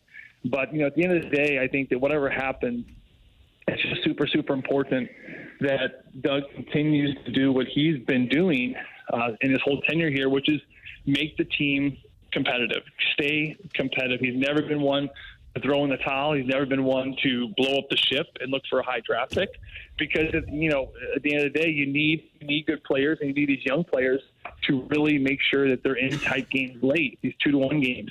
You got to make sure Zachary Bolduc is out there on a 6-on-5. You need to feel what that's like when the team needs a goal late. If Dvorsky comes up later in the year, can he kill a penalty when the team's up 5-4 with 3 minutes to go? They need to feel what that is like. You have to feel what being in tight games is all about. So having good goaltending and having a good core of guys that are staying competitive is super important. Having said you don't think Doug Armstrong really wants to blow it up and not be competitive, do you think at the same time he might be at least thinking about what he could get from Binnington right now with his stock back up so high? Well, listen, everything's for sale, right? Like someone once told me, with dynamite and money, you can do it. You can do anything in this world, and it's really true. Like that. No, you know what I mean? It's true. I had a guy that was kind of helping with my house, and I was asking him all his questions, and I'll never forget him saying that. He said, "Joe, between dynamite and money, anything's possible," and it's true. And you know what? Listen, when Wayne Gretzky got traded to the LA Kings, everyone's expendable. That's what Al McGinnis told me. It was at the trade deadline last year. And I said, hey Al, how about some of these trades, some big ones? And he stopped me in the hallway and he said, Joe, when Wayne went to LA, everyone became expendable. And you know what? He's absolutely right. So it's like coaching. Whitey Herzog said it. Either I'm going to retire or they're going to fire me. There's only two ways out of this thing, and everyone knows that, and players know that too. They're not going to be here forever, whether they retire here or whether they get traded or free, whatever it is. Like, it is a business. They understand that. And I think Doug certainly is hearing talks. He's hearing from general managers. I think that Jordan Binnington's stock certainly has risen, but I just don't think he's going to move on from him. I don't. I can't see it because, like I mentioned, this is a general manager with a great goalie and high hopes for a team. He's going to make a push to be better. This team is going to get better at the deadline, and I don't know if they're going to squeak in, but it's going to be close like last year. And like I said, for fans out there who are like, well, why keep falling in that 15, 16, 17, 18 spot? Well, because, again, it's about the development of making sure young players are in games. And not to mention, guys, you're looking at teams blow up the whole ship, right? And then they go through 2, 3, 4 bad seasons, and then they get these top 5 picks, right? Guys, sometimes it doesn't even work out. Robert Thomas, he wasn't a top 5 pick. You look at all these players that fall in that kind of mid to late first round. Those are impactful players in the league, so it's still rolling the dice. Connor Bedard is certainly putting fans in the seat, but I'm watching his game. You compare it to like a Macklin Celebrini. Connor Bedard's got a long way to go here. He's a short forward. He's got a great shot. But he's running into the brick walls everywhere he is on the ice. He's slowly, but he's learning the game, and he's not an impactful player like Connor McDavid was, right, or off the hop, or Sidney Crosby. It's going to take him a long time. And guys, this is the number 1 overall. He was the most hyped up player probably in the last decade. So you look at all those things and you kind of compare it. Even if you were to get rid of all your players and go for the top pick, sometimes then it doesn't even work out. So to stay competitive, it's going to be super important. And I think with Jordan Binnington, you put yourself in a great spot to be that competitive team. Because, listen, at the end of the day, to me, he's still got 2, maybe 3 really good years in his prime. Forwards, they really fall off the soonest in their career. Forwards typically start to fall and drop late 20s, early 30s. Defensemen, look at Ryan Suter. Ryan Suter's in his 40s now. Ryan Suter, defenseman, can kind of stick around a little bit longer. The goalies can hang on. For a little while. Marc-Andre Fleury is the exception. Of course, he's super old now as well, in the 40s. But with that being said, goalies can stick around a while. I think he's got 2, 3 really good years left. And I think with some of the moves that could be made and this where this team is going, you're going to need him. You're going to need him when it matters most. Joey Vitale with us every Friday here on TMA, talking it over on Four Nations and the trade deadline, which is fast approaching. Doug, you can do anything with dynamite and money, and I want you to remember that. Okay. It's a good lesson in life. Yeah, damn right it is. This guy always educates. He sure does. I always learn something when you're on with us, Joey. I always learn something with you. I always enjoy these talks with you guys, all you guys, even the ones that don't say anything, like Jackson there in the back. I know he's thinking something. Jackson's watching highlights of the Pacers and Grizzlies right now. That's what's going on. Full game. Yeah, the full game. My apologies. He's watching a full game replay of the Pacers and Grizzlies, which is up in the studio. Yeah, they can't handle Miles Turner. God bless. Well, good night, and thanks for staying up for us. Yeah, you're welcome. Lunch is ready. I gotta go. He's got to go for lunch. Thanks, Joey. All right, thanks, Joey. There he is. That's Joey Vitale with us on the Callier and Thompson. I had no idea about that. But then he's going to be on the Call of the Blues tomorrow night. So what is he doing? You know, he's taking a nap, I guess, during the day. So. Yeah. I mean, in Florida, I was sort of shutting her down early. These guys are like, Doug is standing and watching television in the living room. Jackson's on Shay's Netflix account. And I said, I'm just going to go to bed. And it's like 8:45 in Florida. And I thought, oh, my God, that's 7:45 in St. Louis. And were you able to fall asleep? Oh, yeah. God bless. With all those wires all over the bed. If you get to sleep at 9 and then we got to wake up again at 5, that's an 8 hours. Yeah, that's what you need. Yeah. What are you, a 45-year-old woman? Even that edit got cut That is short. a rough edit. God bless it. Hey, that's a take, and Doug's wearing hot take mittens when he gives them, and those are brought to you by EDF. Attention business owners, did you know fire codes require your company's fire alarm system to be inspected and maintained by a certified fire alarm service provider? It's not just about compliance. It's about protecting your employees, customers, and property. That's where EDF Group's Fire and Security Division comes in, proudly serving St. Louis and beyond. EDF Fire and Security specialize in keeping businesses safe and secure, from expert fire alarm inspections to advanced commercial security systems. They've got you covered. And it does not stop there. With 24/7 fire alarm and security monitoring, you'll have peace of mind knowing your business is protected every hour of the day. Don't wait until it's too late. Call EDF Group's Fire and Security Division today and let them help you stay compliant, secure, and safe. Visit the edfgroup.com or call 314-993-8053 to learn more. EDF Group, your partner in fire, safety, and security. On our Stiefel dossier, Matt Seebeck of the Doggies will be in studio at 9 o'clock. Gabe DeArmond talking Missouri basketball. He'll join us at 10:15, presented to you by James Carlton of the Carlton State Farm Insurance Agency. We have the drops of the week coming up and our Design Air Heating and Cooling email today at 10:50. See if you can break through. Show's now been on 101 ESPN for close to 4 months. You're starting to feel, okay, I get it. These guys play slap and tickle. I can slap, I can tickle. The morning after at InsideSTL.com. Too Fat to Kayak is on the Callier and Thompson phone lines. He's on line one. Martin, that's Too Fat to Kayak. Hello, Fatty. So what do you do if you are too fat to good kayak? morning. Good morning, gentlemen. Hey, thanks for taking my call. Sure. Since Tommy couldn't get a season preview for the Doggies set up, and no offense to Seebeck, he's great at what he does. I mean, he has really made that game day experience fantastic. He's going to come on at 9 o'clock. He's going to tell us about all the great food options. He's going to tell us about who the guest ball presenter is. That's great. But let me. I got a few subjects to cover. I'll be quick. Okay, hit the hole. City preview. I watched a couple of their games streaming from Palm Springs, and they look good. They look interesting. They're gonna hold the ball more, lot more possession. Last year, whenever they get the ball, it would be pants on fire, just run toward the goal and shoot it. They're gonna try and hold it in possession more. It's gonna be a wide delta, Tim, as you say, low ceiling, high floor. Very disjointed for a little while. So that's my 60-second city preview. It'll be an interesting year, and it's going to be cold tomorrow, but we're ready for it. When you say a team is interesting, I don't know if I've heard that as far as analysis of it. Tell me what that means in regard to City's roster. Interesting. So, do we really have time for questions? I think that's the question. I don't know. You're too fat to kayak. What else you got? I think Martin. Here, no, it's serious. You got time. I think I would say it's a wide delta. I have no idea what to expect. Okay. Interesting in that, who knows? Who knows? Okay. We will. Well, that's kind of what I thought. I just wanted to see. You too chubby to fit into the kayak? Can you fit in a seat at Energizer Park? Absolutely, I can. I got season tickets. I'm up there. You can come sit with me sometime. So you're a Palm Springs resident, but you come in for the MLS festivities? No. I watched it streaming. My wife was in Palm Springs while they were down there. I think I got the Derek from Orange Theory treatment. Giannis Giannis Horn might be taking up my bedroom. And I'll Ew, Mommy, go look in the toilet. Oh, Is there a cuck situation going on? it sounds like it. There might be. I don't know. I'm gonna learn more. Jackson, as far as I'm concerned right now, you're in your arbitration year, and you are making the case for management the last few days. Hell yeah. How about Look at that, Doug. This guy's going to be our boss. Listen, Jackson, I'm no radio expert, but you got to dial it back.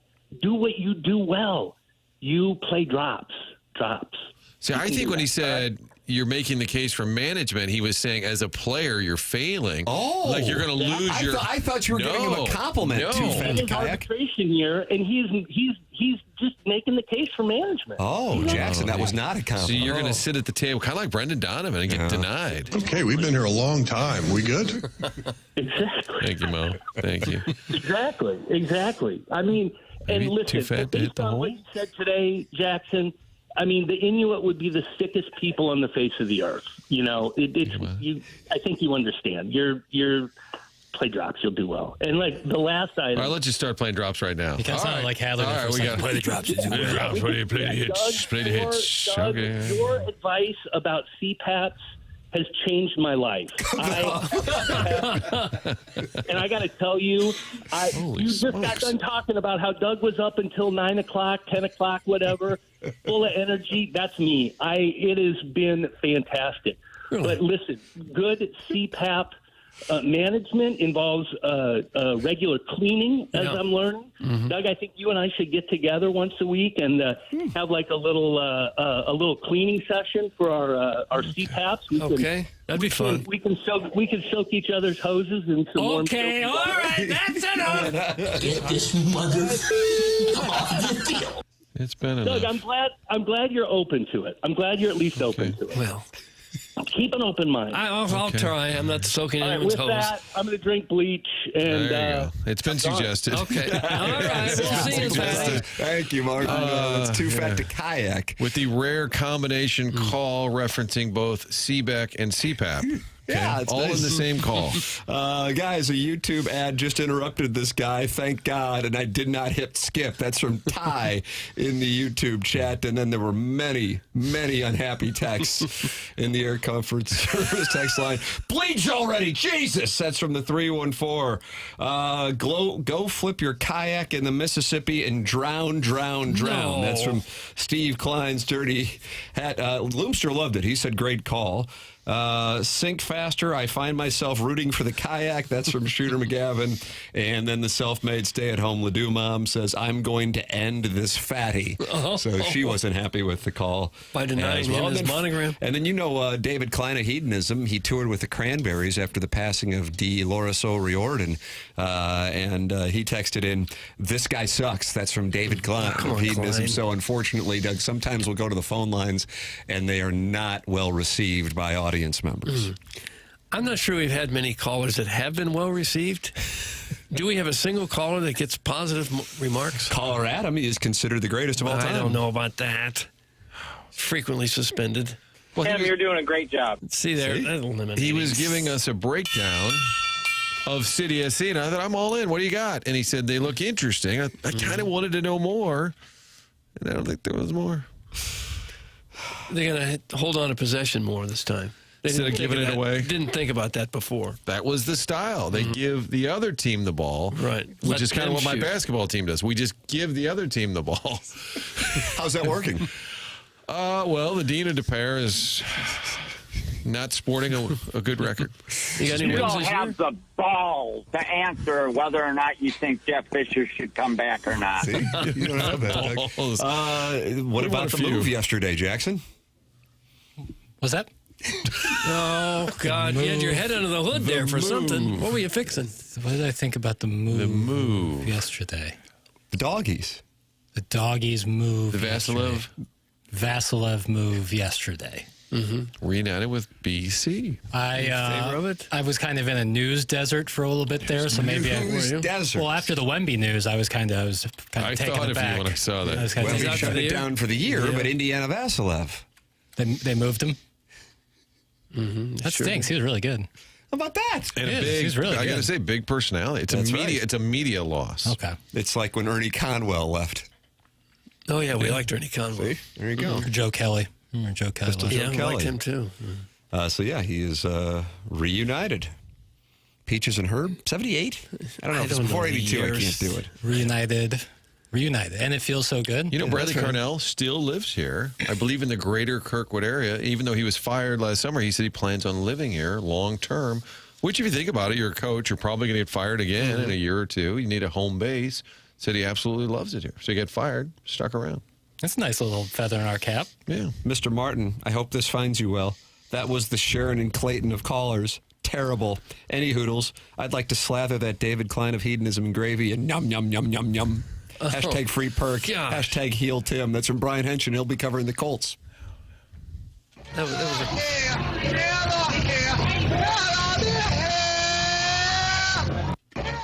was singing. That's right. That's Zombie, 1995's Dolores O'Riordan and the Cranberries. She passed away. David Klein of hedonism, who was not a fan of Too Fat to Kayak's call, stepped in. That's correct. And you wanted to slather him in gravy at one point? I didn't know. Brian Henson does.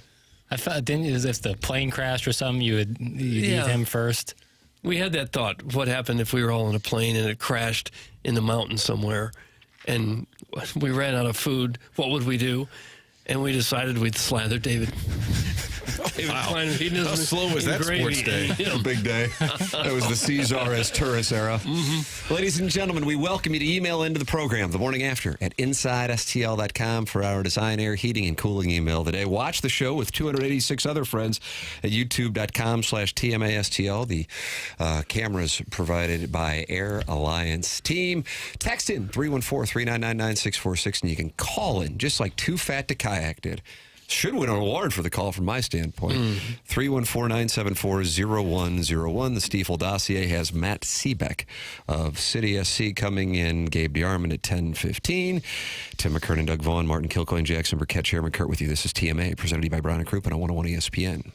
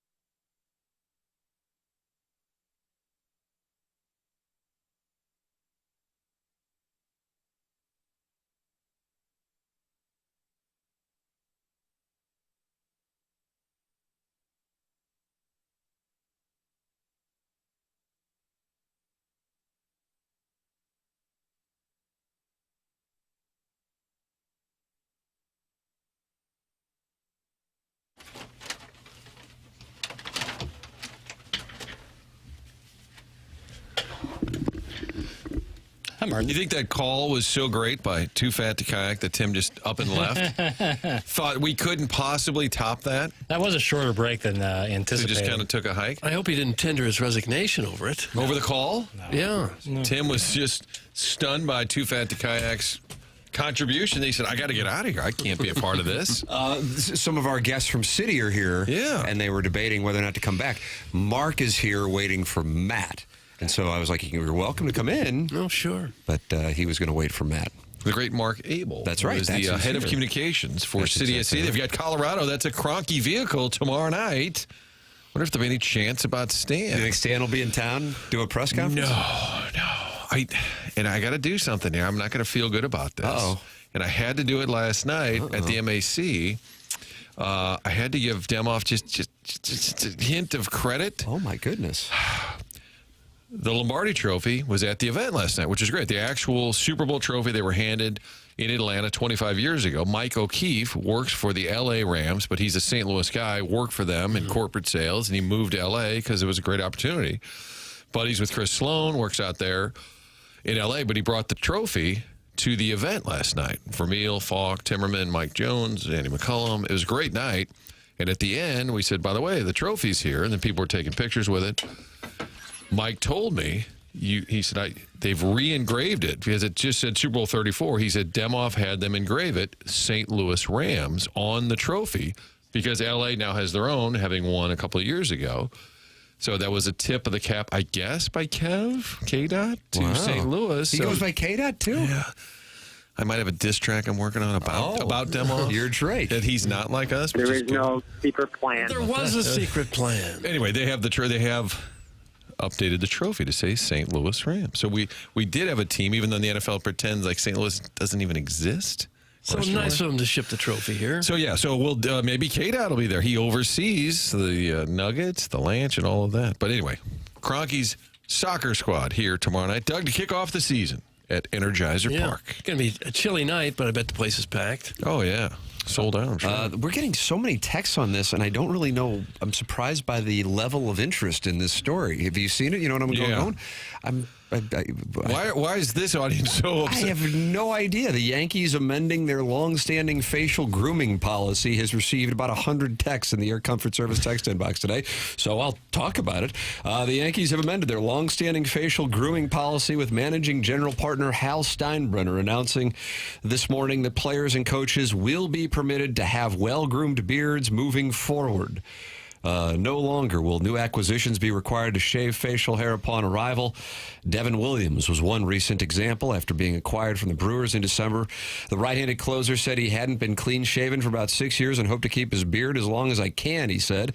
Steinbrenner explained his reasoning for the change in a statement released by the club this morning. Quote, in recent weeks, I have spoken to a large number of former and current Yankees spanning several eras to elicit their perspectives on our long-standing facial hair and grooming policy, and I appreciate their earnest and varied feedback.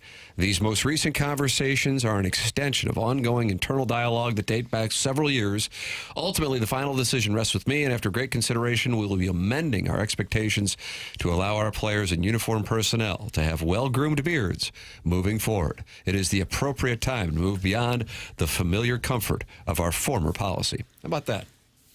Hal Steinbrenner. Yeah. A well-groomed beard. Who will be the arbiter of well-groomed beards? Paul Goldschmidt? Hal Steinbrenner. Hal Steinbrenner will He'll be. Yeah, he'll walk around the clubhouse every day looking at guys' faces. And say yes to you, no to this guy. Then hand you a straight razor when it's time to shave. Goldie always had a little bit of a beardish thing going, so he's okay. Arenado could now go there, Tim. Because of the beard can thing. Go. All right, well, that makes it. Of course, this garnered interest. This audience is ripe with bears. That's from Manupal Eligible. You think that's the reason, Doug? Ripe with bears? Bears? I thought we were more twinkish. Well, there's an awful... You put yourself in an awkward spot, and where do you go? There's an awful lot of guys in that age group that wear something of a beard nowadays. So to say you can't do it, that eliminates a lot of guys. Brian Wilson always said he would never play for the just because Yankees of that? because he would never want to shave his beard. He would never do it. And he was one of the best closers going there for a while. I first saw it on Twitter this morning because Jeff Passan quote tweeted it saying, this antiquated policy is now being removed. Yes. Is that your Passan? A little bit. Ed Hallman asking the last time I shaved was a year ago. No, man, it was like I shaved right before I got here. See, people ask about it, Doug. There's a lot of interest. That was the Colonel. Yeah. Are we going to ask him about the fire? Survived the fire? I believe we'll ask about it. I want to know what was going through his head. And they kept taking voicemails with the fire alarm going off. So you could have a stash on the Yankees, like Matt Carpenter, and then he kind of looked like a Super Mario character when you had the stash going. No long hair either. Like you can't. I think it's like you can't have hair below your shoulder. Collar is kind of a cutoff point, maybe. Yeah. So I don't know if that's getting amended too, but good. Beards on the Yankees. Okay. Progress. We talked about this, I think, yesterday, and I said I was anti this rule, and so look at that. Look at Jackson gets things done from this studio in Creve Coeur, Missouri. They're listening in the Bronx. It is TMA, presented to you by Brown and Crouppen, 101 ESPN, Fisher Window and Door Store, 8 o'clock hour. Mark Hanna of Evergreen Wealth Strategies is the sponsor of the 9 o'clock hour. Mark is online at evergreenstl.com, or you can call him at 314-889-0503. Regrets? I've had a few. But then again, biggest regret. Stopping taking Propecia 2006. That's one. And then not having a financial advisor in my 20s and most of my 30s for that matter. Have a financial advisor. It doesn't have to be Mark Hanna. Mark Hanna's message is just make sure you have one. If you want to work with him, well, there you go. 314-889-0503 or go online at evergreenstl.com. I'd also recommend a budget. And that might sound really complex, but whether you build it out in a spreadsheet or you use an app, then you can kind of have a game plan, make sure you're setting aside money. It's so easy to do, and it's so helpful. And Doug, you always say compound interest is the eighth wonder of the world. I've never once said that. I thought I heard you say that. Yeah, he's like in the break room the other day. That's exactly right. He's like talking about his compound interest. So there it is. Mark Hanna, Evergreen Wealth Strategies, 314-889-0503, or go online at evergreenstl.com. It is Friday, and that means it is time for us to celebrate the week that was with Jackson's creation of the Drops of the Week. Morning after. Drops of the week. Yeah, you gotta drop it like a hot dog. It's a wonderful drop. Indeed it is. Flip that off. Flip that off. Flip that off. Flip that off. Flip that off. Get my office, dirtbag. You're fired. You don't know anything about this, Debbie? Yeah, 389 people are in there just talking it over. That's it. Hey, Rory McIlroy, you made your bed, okay? Now you got to lie in it. Well, MIZ. It's a yo-yo. One spot left. More reports come to you later in the day. More text from Tyler. Something's wrong. Why are you still here? I've never seen a group of men more excited about another man's legs than what's going on in the YouTube chat. You can't make this shit up. The cat is Valentine's with Alan Burleson. Some guys talking about fries. All right, boys, I'm going to get back to plowing. Hey, Doug, Yeah. what do you actually do? I think my legs are just my legs. All right, next question. Ollie, you're cute as a button. Alex Bregman's situation has to be a big factor in this, doesn't it? I would imagine. Must be nice to be in St. Louis, the party capital of North America. Amen. Landing. What? Thanks a lot, hey. That was Drops of the Week. Drop, down, drop. Could have recorded that in the driving range at Old Orson there. With Yeah, it did sound like Mo and Big Wall. Yeah, we were able to weave in some of the spring training stuff from last week, Jackson. Yeah, didn't have drops of the week last week. My favorite one, I don't know if people recognize what that was. There was a point where it was Martin doing his sportscast while we were talking. Bleeding into our show. I was listening to like the whole thing yesterday while cutting it, and I was like pissing myself laughing. So the radio show was kind of knocked off the air by my TV hit. That's right. And that's why are you? That's here, right here. Come to you later in the day. More text. That's what you were. Tyler. Something's wrong. Well, it's only fair since my Nolan Gorman soundbite took Tim screaming in the background about Brown and Crouppen. Because we couldn't, we were just hearing each other talk when we were sitting there, so we didn't hear it, and it sounds as bad as you can imagine on the that replay. mic almost overrode all of our mics, which were right in our faces. And it was interfering with it. That's what the main thing was. Could have turned it on Mo and said, "Why are you still here?" The St. Charles beard is super popular with this audience, myself included. Grow the beard out to hide the chin fat. That's from caller Buzz, who won the June 2023 Listener of the Month award. Charlie Blackmon always had a great beard. Yeah, he did. Great beard. He couldn't have played for the Yankees. Jason Worth. I don't know why you'd really want one that big as a baseball player. Just seems like it would kind of get in the way. Joe has a landing strip. Think about that. Well, that wouldn't get in anybody's way. You ever wear a cup? Probably would. A landing strip would get in the way of a cup? Clip that off. It would have to be thought like it'd be a factor. I don't know. You ever carve one? Oh. Trying to picture producer Joe just with a beard. Didn't he do a stash for a minute? He did. Mm-hmm. He did.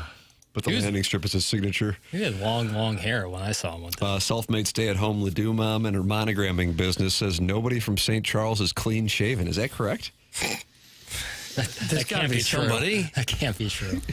Self-made stay-at-home Ledoux mom does that research for the monogramming business, so maybe somebody clean-shaven in St. Charles. Would you just call in real quick? 314-974-0101. Doug has to leave early today, 10 o'clock hour. Martin has that onboarding. So Jackson Balloon Party reunites. Yep, we're back, baby. You got a Friday six-shooter? Yeah. Do you really? I got 6 questions. It was interesting, Martin. Again, that's where you pick up a read that the answer wasn't just yes, it was I got 6 questions. It's like, were you watching the Four Nations final? It was on my TV. So it's like when Aaron Rodgers was asked if he was vaccinated, you know? Well, yeah. You got to pick up the reads. Well, I think in some cases, and maybe this is the only place for me and Aaron Rodgers align, is sometimes things are a little more nuanced. You know, you guys are wanting to box things into yes or no's. Life isn't binary, man. Clip that off. Life isn't binary, man. It's not either or. There's some gray area. Yeah, that's where I live. You that's live where in the gray. You live in the gray. That's where I thrive. Like some live in the paint, you live in the gray. Mouse in the house. Mouse in the house. Missouri and Arkansas tomorrow night, and the Colonel will be with us at 10:15. That's on the Stiefel dossier. And then Matt Seebeck is going to be in studio in the very next segment as City opens up its season tomorrow as well. That is coming your way on the Stiefel dossier here on TMA, presented to you by Brown and Crouppen. You are listening to 101 ESPN and the TMA STL YouTube channel.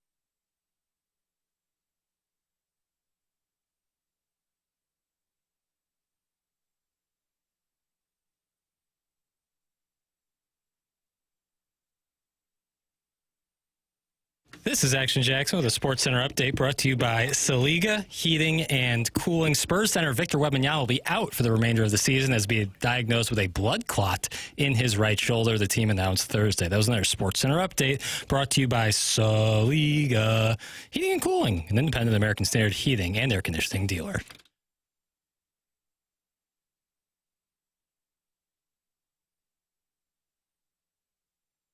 Welcome back to the Morning After, 101 ESPN. Tim McKernan, Doug Vaughn, Martin Kilcoyne, Jackson Burkett, Chairman Kurt with you on the program. You can watch the show at youtube.com/TMASTL. And Doug, look who's in studio. I saw him standing over there. Oftentimes confused by Iggy as Joe Parisi, but his real name is Matt Seebeck, and he is in studio with us right now, and they brought treats, too. Oh, Matt, welcome, buddy. Yes, thank you. so much Thank for you. Good to coming. be back. Good to be back. You'd be in the building, and you'd be like, he text me, somebody thinks Joe Parisi's in the building. I'm like, that's Iggy. You know, and I think Iggy was unhappy that you would never bring him a jersey or a kit, Doug, as you call Or it. something free. Yeah, you know, your listeners will stop me in the stadium every now and then and try to get a photo with Joe Parisi. So, Really? yeah, it's a deep joke. It is a Matt, deep- on it is a this deep cut. on this show, I'm the chief experience officer. So let me know at the end of the interview. If you don't have a good experience, let me know at the end of the end. I'll see what I can do about it. That's good. I'll fill out a survey. It is one of the cooler titles. Yeah, totally. My mom still thinks it's made up, but it's real. It's real. It's a thing, real Chief job. Experience Officer. Treats have been brought in celebration of the fact that there are all kinds of new restaurants for the 2025 campaign. What do we have, Matt? Yeah, I mean, it smells good in here. Pappy's Yes, it at 9 a.m. is always what you want. You Doug know, likes to lay a base. Yeah. Good foundation. No, it's good. I mean, if you've been out to the park, it's all local restaurants there. So St. Louisans love their food. We love our neighborhood favorites. So we've decided to bring them all to one place at Energizer Park. So it's pretty fun, man. So we added Pappy's this year, obviously. Nice. Local icon. You can't go wrong there. Chicken scratch, damn fine hand pies, Well, no, what and is that? bollards. What's a damn Doug's fine mad hand? about that. Damn fine hand pie. I mean, it's in the title, Doug. It's pretty good. Don't scold me. I just want to know what's on the food. It's it's kind of it's a pastry item, but they do sweet and savory. So it's a nice walkable item that on a cold day like tomorrow night, you can treat yourself. And It's it's a pretty pie. good. It's a pie. It's kind of it takes from European culture, actually. So. It's down in Tower Grove. They're a nice little new up and coming restaurant. Have you guys been inundated with restaurants that want to get in? Yeah. I mean, that's got to be I tough. bet. Yeah, the list is long, and so it's how do we keep it fresh every year while also like cycling ones out that were from last year. So it's been kind of crazy, but yeah, people love the food announcements for sure. And people love that stadium, too, don't Yeah. they? Even on a down year last year the team had, people just love going to that stadium. I assume you designed it. And I had never known that. It's a lot of fun. I mean, it's supposed to, in addition to the food, the music, it's just it's I think the games are really a lot of fun. And Tim knows this. I've always been the soccer guy in the group of friends, but you go down there and it's a lot of people that are seeing a soccer game for the first time. It's just people that love the city and they're there for the best party in town. So it's even last year in a down year, it was really enjoyable. I'm sure you were one of the ones saying, when are we getting an MLS? If only St. Louis could have a team.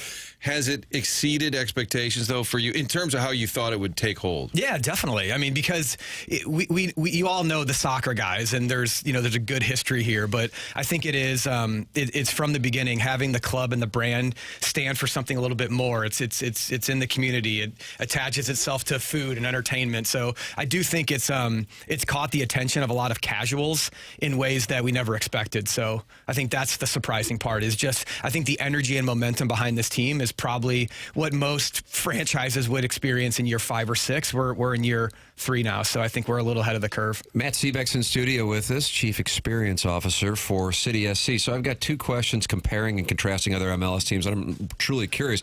I get the sense, number one, the enthusiasm for this team is greater than many other markets, but I also think it's a younger crowd, comparatively speaking, to, say, Cardinals and Blues games. Does that match up with what you have seen if you haven't gotten a chance to compare and contrast other franchises? Definitely. I mean, soccer in general skews a bit younger, so it is exciting for us to, see, especially what we call the supporter section. It's the 3,000 on the north end. There's no seats. Everybody stands. They cheer, bang drums the whole time. It's younger. It's more diverse. It skews way more Hispanic than our population does here across the region. We have the female demographic skews a lot higher than other clubs. So there's a lot of, I think, really good trends as I think teams and businesses across the world try to skew a little bit younger. I think we've got a really good base to build upon. Yeah. I think the biggest complaint, if it is a complaint, people saying, I can't get a ticket. It's a good problem for you guys to have, but I think still you don't want it to get to a point where people say, I won't even try. Like, you want to make sure they know there are still occasionally tickets available. Yeah, no doubt. And I think we're trying to change that a bit. You know, most of 80% of the stadium or so is season ticket members. So, but we do as a club deliberately hold back single game tickets for the rest of the year. So, like, if you're interested and you haven't tried it out, like, now's the time to pick a game in the summer or whenever and try it out, because there are some single game tickets available. Got a new manager this year, not head coach, but a manager. Yeah, a gaffer, Doug. He's a gaffer. That's right. How will the team look different on the field, you think, with this guy? It's a good question. They've had a couple preseasons. He is well experienced, comes from abroad, played everywhere. He's very tall and handsome. Oh, so for heaven's sake, that's not what I meant. He commands a room. So I think the just kind of the vibe around the team is way different, very professional. He's putting off Zaddy energy. Is that what you're saying? Cut that off. That off. You going to use that tomorrow night in the building? Yeah, that'd be good. No, but I think he's highly competitive and demands winning. So I think it's going to be a really hard nosed kind of blue collar playing style that I think from the beginning. Lutz Fennensteel's our sporting director. He's our equivalent to a GM in some of the other sports. Sees what happens, with Cardinals and the Blues and kind of their playing style, and he wants to mimic that on the field. So it'll be no different under the new manager. And Doug, the field is the pitch. That's right. The game is the match. Mm-hmm. What about boots, Doug? You know what boots are? They're shoes. Those are shoes, nice. right? Yeah. That's right. Kit. You know what the kit is? The uniform. There you go. Jersey. The total package continues to text in, Matt, and he wants you to be held accountable because, quote, we need an attacking wing back, and that's with 7 exclamation points. Can you get that done? I thought that was going to be me, but turns out they needed me for the business side, so I'm still not allowed on the field, Timmy. They don't let you practice with the club or anything? Unfortunately, no. How about this? Pele Blanco. Doug, this is the way it usually works on the show. Okay. He is a handsome man with a kissy emoji afterwards. Gosh. So they're watching you on the YouTube channel, Matt. Oh, boy. And Pele Blanco wants you to know that he's at least you're being you. seen directly. Brian Kunderman, the sports information director of the Billikens, was sniped in the background as a dish. They decided he looked like a dish. Matt, I would think one of your, I know you love your job, but the first ball, the celebrity who shows up, everything, like Ozzie Smith will be there. Just you bring a blues player. Yeah. How much fun is that? Is that a top secret too around the building? Yeah, we never announce it because it's always like a bit of a surprise and delight. Surprise guest. Surprise guest. So it's fun, but it's always gotta be a challenge.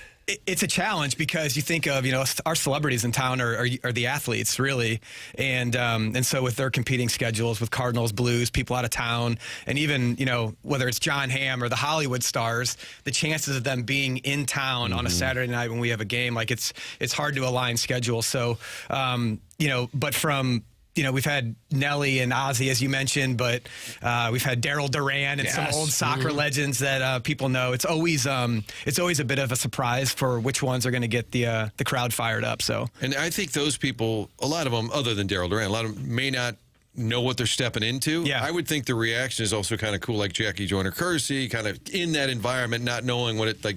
It's got to be fun to see them kind of take it in. It's cool. Yeah, Jackie Joyner, Bennington. The one that stuck with me last year was we had Larry Hughes and David Lee did it together, and they're walking this environment, and their reaction is I can't believe this is St. Louis because it's loud, and these are athletes that have been all over the world in other venues, and to have them comment on the noise and the energy in there is always pretty cool. Is this the year where Tim is agreeable to do it? I mean, I know he said no how many times? You've asked me 4 times, and I feel like the 5th time is the time that I will. People want you to sign. I just don't sign. No, I just don't sign. You shouldn't have to. As both a soccer guy and somebody who works with the club, I'm curious what you think about. There's an article in the Post-Dispatch about it today. I know it's been discussed in the past as well before City was in MLS, and that is switching the schedule to align with the international schedule. Yeah. Do you think there's real momentum for that to take place? It would be a substantial change. The article in the Post-Dispatch theorizes it would happen after next year's World Cup, and how would that impact things in St. Louis for City? I mean, it's there's pros and cons, obviously, and every market's a little bit different. I think for MLS to be kind of a serious top 5 league globally, like aligning with the rest of the schedules in Europe makes a lot of sense. And that also, we have what's called transfer windows in soccer. Yeah. So there's only a limited amount of time where you can make transactions happen with players. So aligning that would theoretically mean more money flows between the leagues, which is a good thing. I think the thing we have to be careful of in our market is it's really cold in February. So playing games through, November, December, January, and figuring out, I'm sure there's schedule magicians that will make that work. That's the biggest concern for us. How close is the MLS to being a top 5 league in the world? I think it's closer than you think. I think 5 years ago it was top 20. Now we're top 10. So the talent just continues to get better, and a lot of that talent is grown here in America. So I think that's what's really cool about it. Somebody in the YouTube chat wanted to know how many scarves you own. He's got the Mo look, kind of a. They're always wondering. You can just read whatever. Ali Marmol did it last week. He would read love that thing to last see week. his this guy's stash of scarves. How many scarves do you? I've got quite a few accoutrements. Okay. Yeah. I saw Ali reading the comments last week. That was fun. We were a little nervous. Yeah. Somebody wrote he's cute as a button. Actually, it was Jackson's buddy, Sweet Kai, who wrote that. He considered it a high. And people want us to hold you accountable for Indiana Vasilev being you sent over dealt to him, Philadelphia. didn't you? So you were making that move as well as being chief experience officer. Yeah, that's you do right. it all. People hold me accountable for all kinds of things, Tim. When I'm walking through the stadium and people ask, "Are you mad?" I'm usually not quite sure how that's going to go, and usually it's either, "Hey, the food's really good here," or it's something like, "Hey, the Wi-Fi is not great in section 201. Can you come take a look at that?" That's usually Doug complaining. It's on What both do you ends do of the with a spectrum. question like that? You just pass them on, Doug. Mark Abel's number. Yeah, just delegate, right, Doug? What are so you mentioned some of the newer food. Doug's really interested in the damn good pie. Damn fine hand pies. Damn fine. It's delicious, Doug. How about some of the returning favorites? Just rattle off a few for those who have never been. Oh my God! So number 1 and 2 is Steve's Hot Dogs. You've had Steve's Hot Dogs, right? Really fun. Led by Steve Ewing, former lead singer of The Urge. It's great. So Steve's Hot Dogs was one of the top 2, and then Balkan Treat Box of the Grows of Webster is also up there. What's in there? Incredible. You never heard of Balkan Treat Box? No, what's that? Oh my gosh, it's amazing. So inspired by the Balkan region, Bosnia, Turkish, Greek food. It's incredible. So 2 very different food options to have them be number 1 and 2. But we've got, the neighborhood favorites. We've got Dewey's, we've got Antoninos, we've got Pie Guy. It's just the list goes on and on. There's over 20 local restaurants in there. Jackson says the fries from Olive and Oak are different and better at Energizer than they are. Yeah. Olive and Oak's in there. Oh my God, that's what I'm saying. How about that? Yeah. So don't eat before you go to the game. Have a feast. Hey, you gotta eat at the game. Stomach, yeah. Yeah, you gotta come early, Doug. Go Grand Hoosier and just load up on all of it. You don't even watch the game. Just go Grand Hoosier. Festivities getting underway tomorrow night. City in Colorado. Matt Seebeck, Chief Experience Officer of City, in here with us today. Thanks for coming by the program. I've got gifts for you guys. Oh my goodness! Hold on a second. God, I hope Iggy's not listening. Hold on a second. I know. I hate to do this without Iggy. I'm telling you, if he's in the YouTube chat, this is going to be a moment. We'll pour one out for him. Doug, that's a kit. Here we go. It's kit season. We brought you the kits. Look at the kit. Wow. Look at the kit. What kind of feedback did you get on the kit with the collar? Because I know that can become a thing. It is. We knew it was going to be polarizing. No. But so many of our fans, you see our jerseys all over town. It's just because, It's people. unbelievable. How many kids are wearing City? They're everywhere. amazing. So for us, it's a challenge of, we knew we were going to come out with a new one this year. And so how do you keep it on brand with the iconic red, but also make it feel different enough that, you feel compelled to want the new one. So that's where the collar came in. And it is a bit of a throwback. It has a look from the 80s, but is also an homage. The 5 stripes are a nod to the 5 St. Louis-born players that played on the 1950 World Cup. So there's a huge story there. So it's meant to look a little vintage. How about that? So with the collar, you can wear that to formal events. Pass them around like a 40. I told Matt to stay away from me. I'm in cute corner with my illness. Look at that, Doug. Look at the kit. You got it. What a treat. Yeah. Thank you, Matt. Pass one to Tim over there. Absolutely. Thank you, Matt. Look at this. Thank you. Tim, I got you a medium here. Yeah, It's an I didn't want to unfortunate say, size but I think I situation handed dealing Tim an with. XL. Yeah. There's a robe for you to wear around the house. A youth medium is. You just keep dunking on me. Sorry. Stop it. He's going to stretch school. Yeah, I'm going to the thing over in China. all Matt, congratulations on all that City has accomplished already and the enthusiasm for it. Super cool. Thanks for coming in, man. You bet. Thanks for having me. Matt Thanks, Seaback, Matt. Chief Experience Officer here in studio, and they brought Pappies as well for the festivities, as Pappies will be in the building. Pappies and kits. Starting. Yes, Yeah, what else that's could you right. ask for? This program is called The Morning After. It's brought to you by Brown and Crouppen, Mark Hanna, Evergreen Wealth Strategies, 9 o'clock hour. You're listening to TMA 101 ESPN.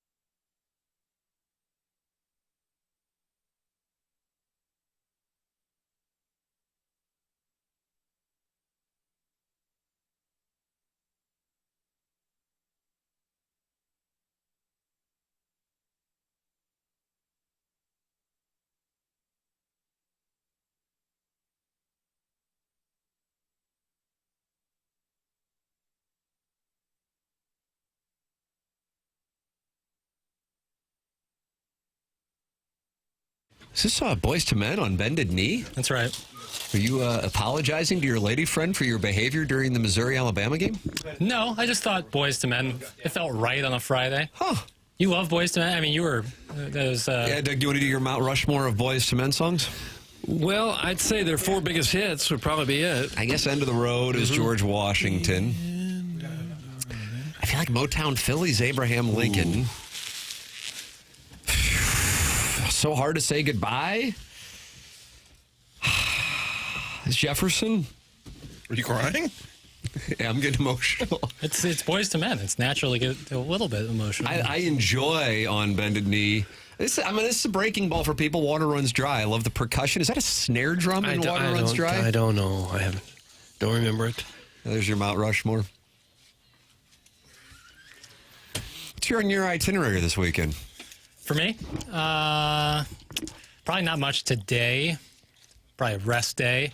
You need a rest day? How old are you? He's 26 pills, baby. It needs a rest day. Why do I even answer these questions when they come up? Because all I do is just get lambasted anytime I answer. Is it basted or basted? I always wonder. Lamb basted? You based lamb, you lambast. Wow. Okay. Huh. You were ready I'm for back, that baby. one. Yeah, you I'm was. back. I'm back. You need a day off. Look at you. Tomorrow I'll hang out with some friends, my girlfriend, watch the Tigers You'll be take watching on the the girls? Hogs. You'll be watching at a cocktail lounge, a speakeasy? Probably a bar of some sort. You got to watch a soccer game. Yeah, they'll probably be on at the same time. And then the Jets and Blues. Jets and Blues. Billikens, Yeah, all three. Coach Shirts, 1:30. Rhode Island, Rammies. Cup runneth over, I say. I think I will probably be asleep within 3 hours, and then it's just a matter of how long I sleep as I attempt, Doug, to bounce back to end the sickness in Cute Corner, which is presented to you by Schaefer Door Company. Schaefer Door Company also sponsors the podcast, but Jason Gosrow heard Stiefel declined its right of first refusal on sponsoring Cute Corner, and he immediately bought it. And it's Schaefer Door, sponsor the podcast on TMA. SchaeferDoor.com. You can call or text the number they set up specifically for our listeners, 636-782-3608. It's going to get a quick response time, and with temperatures as cold as they are, that's when garage door springs break. And if that happens, you go, what in the world? I remember it happened about 5 or 6 years ago, and I thought, I don't know who to call. Well, now I've got the answer for you. It's Schaefer Door at SchaeferDoor.com. SCHAEFER door.com, or call or text 636-782-3608. 3608. They service commercial doors as well. So if you're in a business or warehouse with big, tall doors, Schaefer's experienced in these types of jobs. Go to SchaeferDoor.com or call or text 636-782-3608. Schaefer Door, a CHI overhead door dealer. Matt Seebeck, Chief Experience Officer of CIty SC, in studio with us. Pappy's bringing treats. Yeah, he Doug, brought a nice experience in here. You have enjoyed 2 ribbies, it looks like, based on the... Well, there was kind of 3 together. It was that right? It was very good. Martin, really you're enjoying it? I've had a breakfast rib. This is going to be my cheat day. Pappy's ribs. I mean, and the gentleman here said there's sauce. You don't need it. And I thought, well, listen to the guy. He was right. No, I know. It's a breakfast rib. I'll drive there. You can't have just one. Although Chris Rock tried. What movie was that? 1 rib. How much for 1 rib? And then he didn't have much money. He said he didn't want a soda. He wanted a sip. He said, how much for a sip? What movie was that? Jackson, that's you own goodorbad.com. I thought you would. I honestly thought you would. I got it. I'm going to get you, sucker. Yeah. Yeah, your Best Picture, 97? I don't know. That was 1988. You got to find Chris Rock because he doesn't have much money and he just wants something to eat and drink. And he just says, how much for 1 rib? Not a rack rib. He said, I'll take a soda. And the guy said, it's $2. I said, can I just have a sip? He just wanted a sip. Did he get it? I don't remember. It's on goodorbad.com. Yeah, goodorbad.com. I'm very questionable on goodorbad.com and what it brings to the table for us. Colonel's going to be with us at 10:15, talking Missouri and Arkansas. Jackson, you have put together a wonderful Stiefel dossier, and you come up with these questions. Now, I realize we're going to have a balloon party reunion at 10 o'clock. Martin has onboarding. Doug has to leave early today. So you pick. Which direction do you want to go with this? So many places to go. On the heels of the Four Nations I think that's the right move. I think you circle back to Four Nations. I think whatever you're going to do here, you've already made the right decision. Sweet. That was kind of like the sick. Sweet.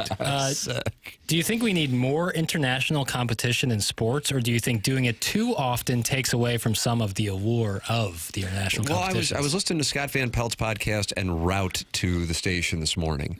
And he's so upset about how the NBA All-Star Game was such a disaster this week. And I'm not bringing this up to mock your love of the association. And he was wondering if they had for the All-Star Game the U.S. versus internationals, which they've done, and really hyped it up, if that could get people invested. Do you think that would work? No. An exhibition game in the middle of a season, like. People can complain. The Four Nations was exhibition. For sure, but it's not put on by the NHL. Like, And but in conjunction. It was. And it used to be a big deal. The NBA All-Star Game used to be a big deal. But the intensity level is just so low. Here's some one of my favorite podcasters from the Ringer. His name is Van Lathan. He says it's the All-Star Game in general in sports has culturally expired. The players don't care, and by extension, the player and the fans don't care, because why would they? Why would the players care about this? They get paid. Well, I think it's got something to do with how much money they make now. Right. So why am I going to get hurt if it might affect my next contract? Right. Because they used to play hard in these games. They used to really go at it. I think that's all. I've watched tape of like the 80s and 90s All-Star games. They were going a little harder, but they were still doing, like, guys were just letting them go to the basket still. Well, but they weren't scoring 150, 160 points in these games. I mean, it turned into the Globetrotters here the last few years. But to your question in the dossier, if they did the Four Nations next year, they won't. There's the Olympics. But if you just did it every year, I think it would lose a little bit of the appeal. The players are so into this because they hadn't done it at this level for 10 years. There was the build-up factor. Right. But so what is the plan for 27, for example? I don't know, because next year is the Olympics, and this was sort of a lead into that. I mean, I bet you there's an All-Star city picked at this point. I could probably look that up. But if the NHL did their traditional All-Star game this year, it would be getting the same kind of roasting that the NBA All-Star game is getting. I would think, right? I mean, yeah, because they don't try, right? And no, do they? They don't really try. And they've done the gimmick where it's the Central Division all teaming. They've done it. I just don't think there is a way. They've talked about doing a one-on-one competition, but then again, you're trying really hard at something that you could possibly get injured for with no upside. Culturally expired? It's culturally expired. Yeah, it certainly has in the NFL, too. We've got a number of people asking about PK Subban's rant. Are you guys familiar with this? I think he was saying how hockey's great versus NBA. Are you familiar with this? Do you have this audio? I see Jay Apple's asking for it in the YouTube chat with 299 friends of the Feather gathered at youtube.com/TMASTL. And then we've gotten it brought up a number of times in the Air Comfort Service text inbox. Crystal City Clamhammer writes, PK Subban's rant on the NBA versus the NHL from yesterday. Are you familiar with this? Well, he's at ESPN now, so I think there's like a take meeting before. There's a take It's meeting. a little longer, and I haven't listened to it yet. So, any profanity? I can't imagine. It's on first take. Okay. In terms of the money, you're probably right. There is a lot of money, but once again, I ask the question: what are you playing for? Like, if you're really about it, if you're really about sports, then you're about two things: your teammates and the fans. And I'm sorry, it doesn't matter how much money you're making. When you do not show up to play, you're letting your teammates down. When you do not show up to play, you're letting the fans down that are paying you 40, 50, 60 million. I don't care if you're getting 300 million. Congratulations. But these people in here are paying $2,500 a ticket, $5,000, that are blue-collared, hard-working people. If you don't get your head wrapped around that, you shouldn't be in pro sports. Because how are we going to grow? How do we expect you to be an example? Well, guess what? You don't want to be? You are one. You're on the biggest stage. You just said it. They make the most money. You're an example. You got to show up. You got to take that on. I'm sick and tired of making athletes greats, all-time greats, that aren't the best examples. Those are the people that we want our kids to follow, that we want athletes to follow. That helps us in our game. Stephen A., you want athletes to be educated on this and understand this. They got to understand the importance of showing up to the All-Star game and being on the court and playing banged up sometimes and playing injured maybe at times. Thank you. And participating, because here's the thing. Because you're making 100, 200, 300 million, you should be out there banged up. You should be. That's why we pay you, is to max out. We talk about greatness and it being the longevity of somebody's career. I don't care if you play 50 years. I want your best 10. I want you on the court dominating. I want you to go all out. I want Michael Jordan. I want Kobe. That's what I want in every sport. That's the guy that I follow. You're a different version than that, you don't get my respect. I think what he was saying, his takey take, went even beyond the All-Star game, kind of the load management culture that exists now. Don't you think that when he was saying play hurt? I think that's part of that. I thought it was, I respect what PK Subban said there, and I think there was a lot of good stuff he said there. It's also pretty cheap pop. Like, it's easy to say, you go out there and you play hard. What if Jason Tatum, who gets paid in the 40 million, 50 million range, goes out there and tears his ACL in the All-Star game? What are Celtics fans saying? What's Celtics GM saying? What's I Brad have Stevens to tell saying? you, I walk in unison with Jackson Burkett on this particular. It is absolutely cheap pop. Yeah. You can never go wrong with going on there, and especially in the United States, taking a shot at the NBA and imply that they don't care and all they care about is the money, because I think there's some cultural undertones to that if you're in the grifting business, and then how hard working the hockey players are. Blue collar. Absolutely. Blue collar people are buying $2,500 tickets. Absolutely. You can never go wrong with it, and it's like bait. It'll outkick your coverage. But in reality, exactly what you said. You don't play for the fans. You're not employed by the fans. You're employed by your team, and the team is there to win championships, and that's the reality. Right. Now, you can do the like bait tweet or that take, and I understand it. I get it. Sure. I don't think he was necessarily trying to do like bait. But the reality is you're employed by the team, and what you just presented as the Tatum example is the reason. Now you put the name of your country on your chest, and Different you saw, I mean, I would imagine, Jackson, you're familiar with Kevin Durant and that interview about the Olympics that made its way around. That got him emotional. That's a different thing. Totally different. Well, and Tatum could have gotten hurt last summer playing for the Olympic team. But that's a different ballgame. No, right.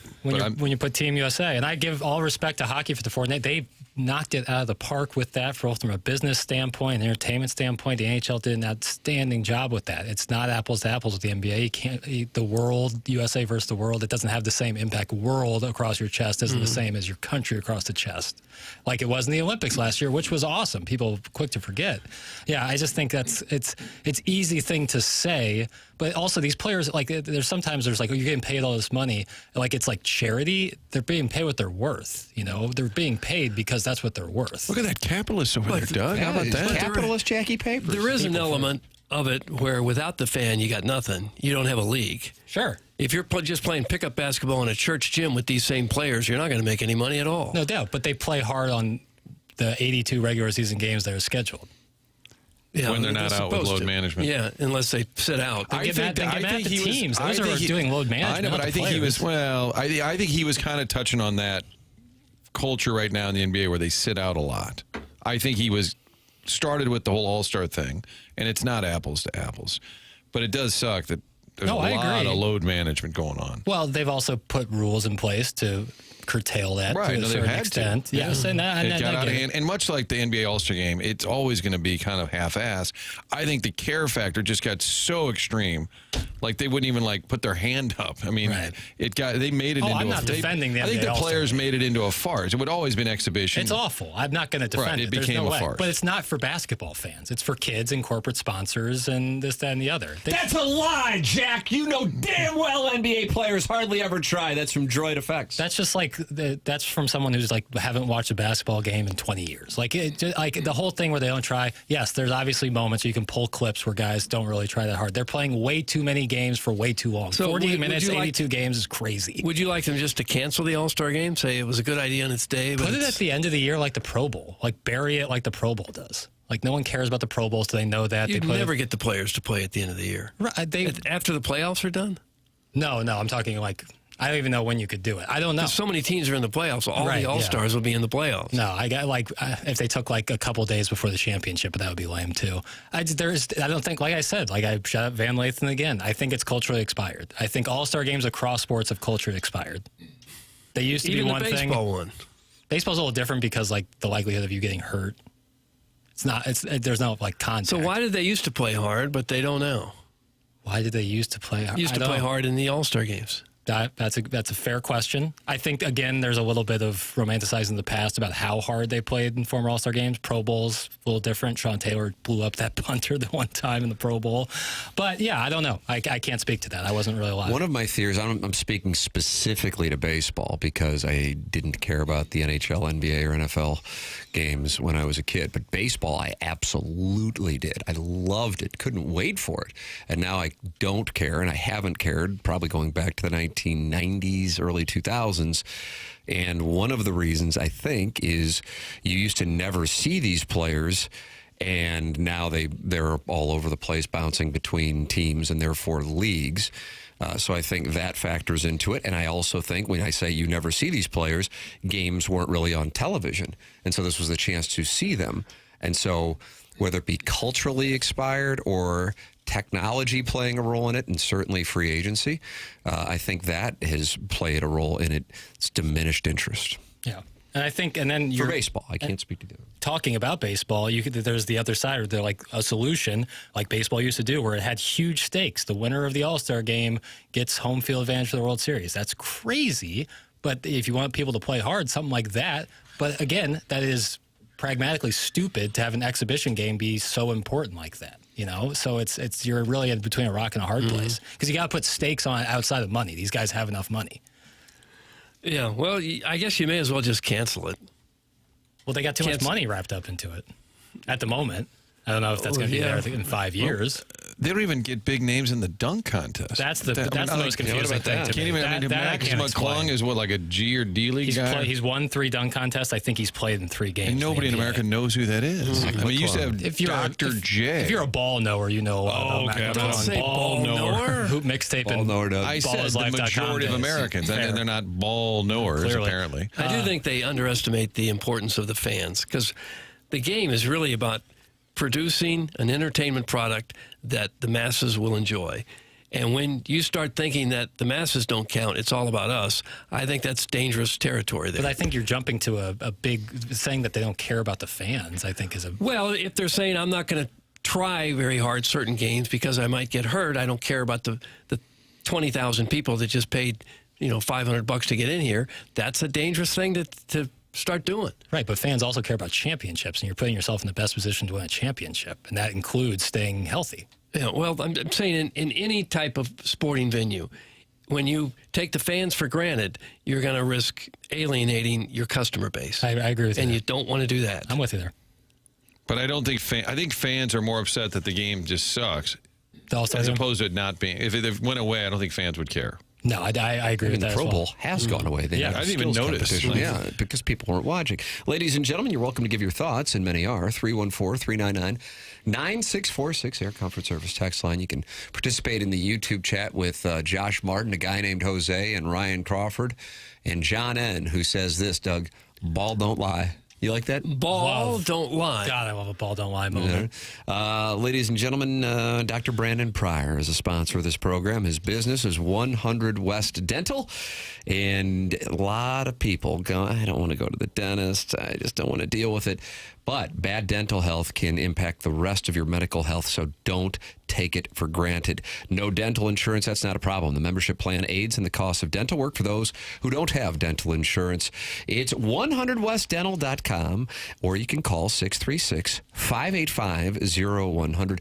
But no phone call is needed to get in. Just check the calendar online at 100westdental.com for availability and book right then and there. It's a very procedure-specific approach to dentistry, and you walk in those offices in Manchester, or on Manchester and Baldwin, and you will be thinking to yourself, this does not look like an old school dentist office. That's because they have the newest technology. Mention my name, you get $1,000 off Invisalign at 100 West Dental. Online at 100westdental.com. Tim McKernan, Doug Vaughn, Martin Kilcoyne, Jackson Burkett, Chairman Kurt with you on the program. On the Stiefel dossier, Gabe DeArmond, 10:15, Design, Air, Heating, and Cooling email of the day at 10:50. This is The Morning After, presented to you by Brown and Crouppen on 101 ESPN and the TMA STL YouTube channel.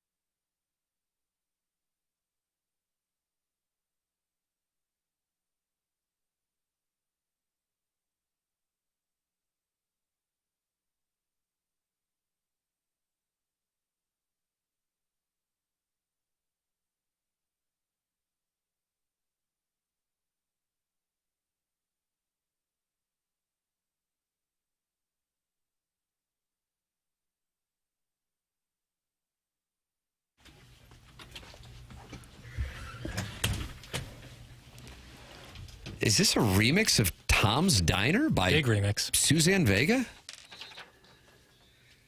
I have a feeling Doug's not going to like this. Wait till you hear the other guys Is this a come diss in. track? No.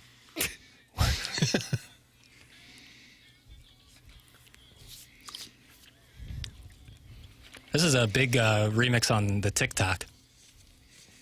People really like it on TikTok.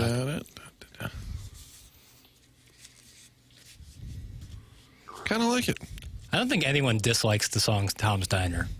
It's just so, it's like Doug says, tap your toe kind of music. Suzanne Vega, and she did Luca. Martin, my name is Luca. I live on the second floor. I live upstairs from you. Guess you haven't seen me before. Think about that. What are you thinking about now, Doug?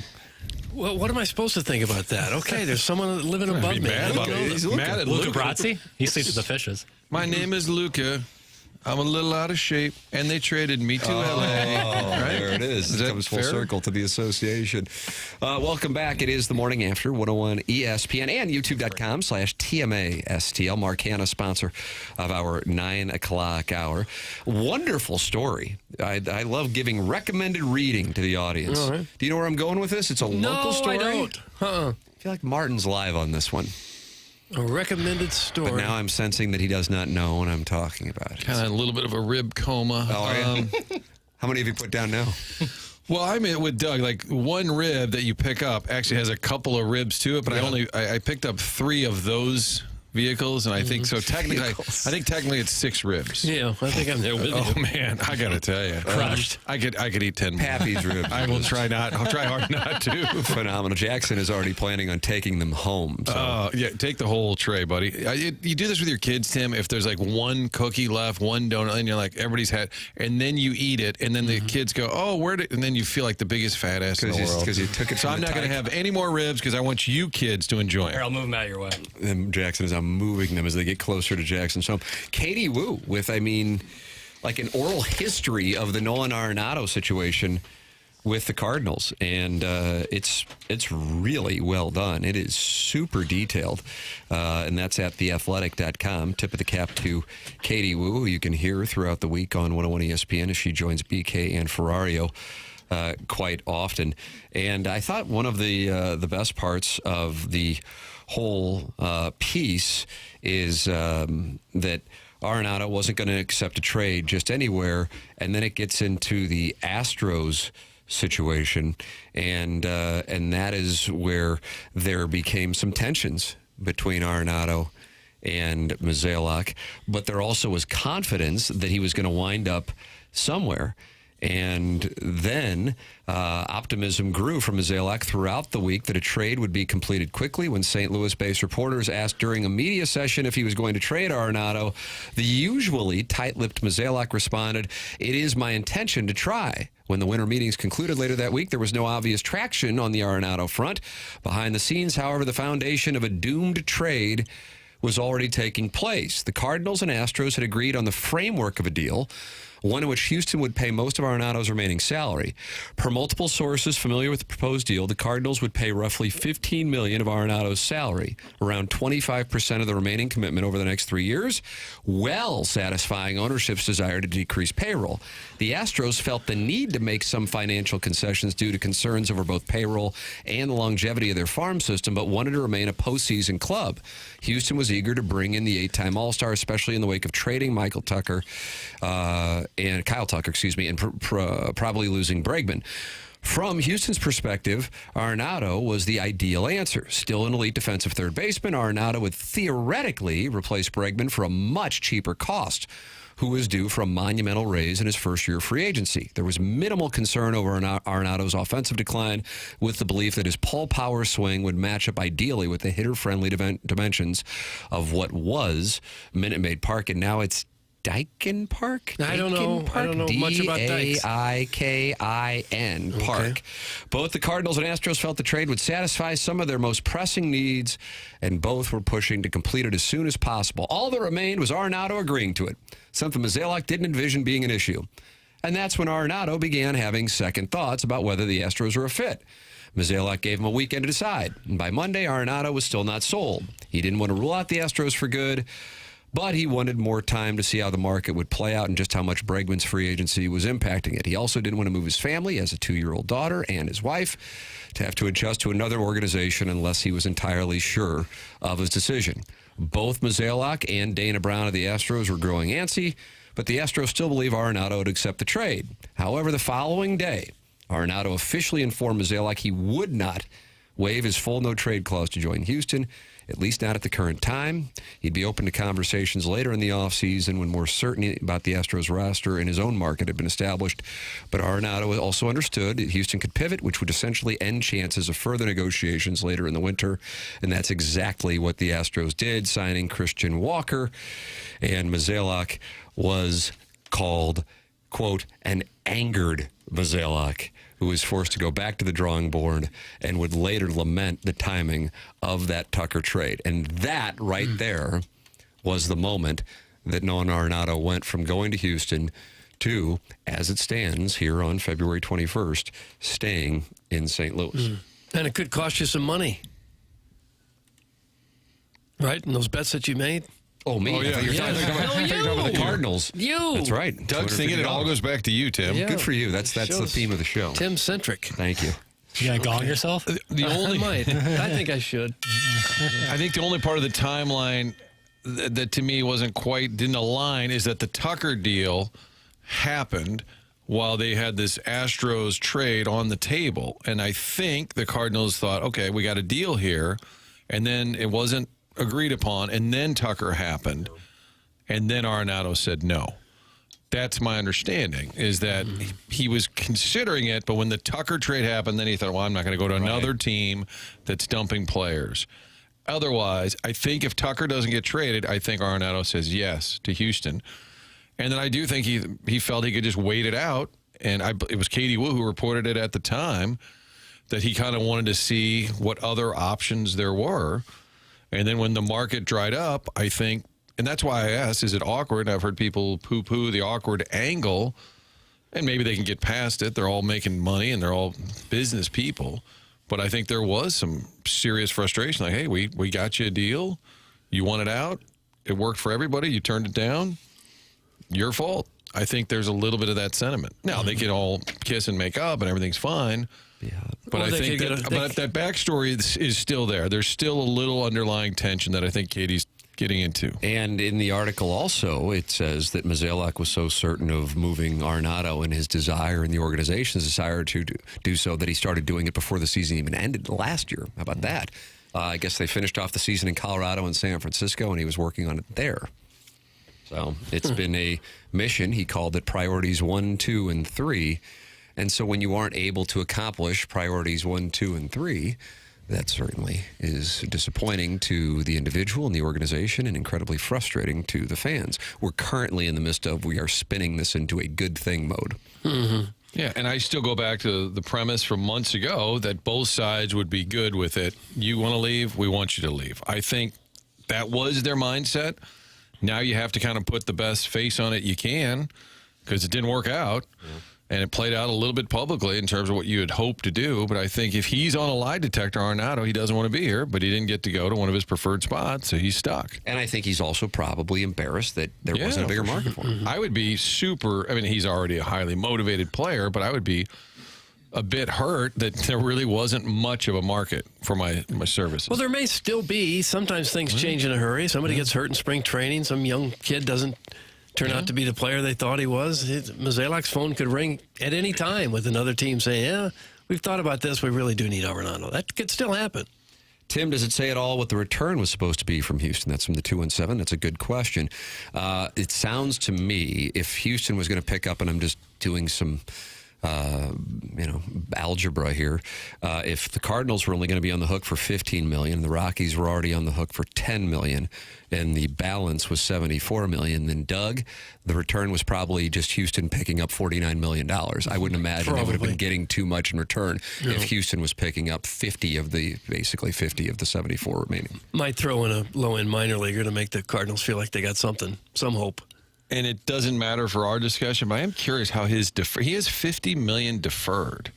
Like, where does that fall? Like, is that off the table? Is that, hey, we'll handle all the deferred, you just deal with the salary? You know what I'm saying? That's still hanging out there. He's got 50. Look at his contract. There's 50 million still coming. Track.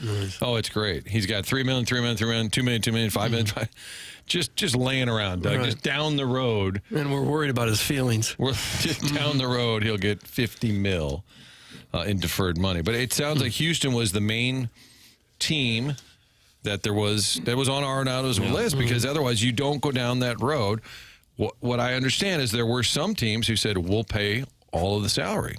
And I don't know the teams, but they weren't places he wanted to go. So the 3 teams that are listed, Martin, in Katie Wu's article, which again, recommended reading at theathletic.com, the Royals, the Angels, and the Tigers. Now, it doesn't mention what you just specifically said, that they would pay everything, but those were 3 teams that called. Then later in the year, the Mariners called, but Arenado was not interested in going to those particular places as he didn't deem them playoff worthy. But, I mean, the Royals and the Tigers are playoff worthy. I mean, the Royals, from my standpoint, are live this year. Well, then it gets to, it's more than just playoffs. Right. It's kind of like, I don't want to live in the Midwest anymore. I don't want to live in Detroit, period. Yeah, I want to be on a winning team, but I kind of want to be on a big market team.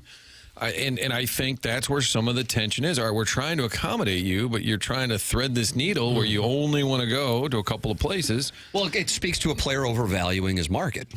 And I think the Cardinals were being honest. They'd tell him that, hey, we tried. Yeah. Also, an article that we discussed earlier in today's TMA is this from the St. Louis Business Journal, that Jacob Kern, who has been a guest on the program, the managing editor of the Business Journal, wrote, and it is that the Cardinals have a lot of tickets available for opening day. And they go through the sections and how hundreds of tickets are available for opening day. And you'd have to go back to 1995, which was following that work stoppage that shut the game down. No World Series in 1994, and a delayed season opener, which was April 26th in 1995. They only had 33,539 in the ballpark for that night, and a 57,000-seat capacity. The Cardinals declined to comment on that, but going through it, Jacob Kern sees that 118 out of the 252 seats in Section 447 are unsold, 61 of the 111 seats in Section 360 are unsold, 62 of the 231 seats in Section 244 are unsold, 194 of the 567 seats in Section 165 are unsold, and a bunch of bleacher tickets are still unsold. If you see the Clydesdales going around the warning track on March 27th and a bunch of empty seats, that would be an eye-opening moment. I still can't fathom that would happen, but here it is, a month out. It's the way it is.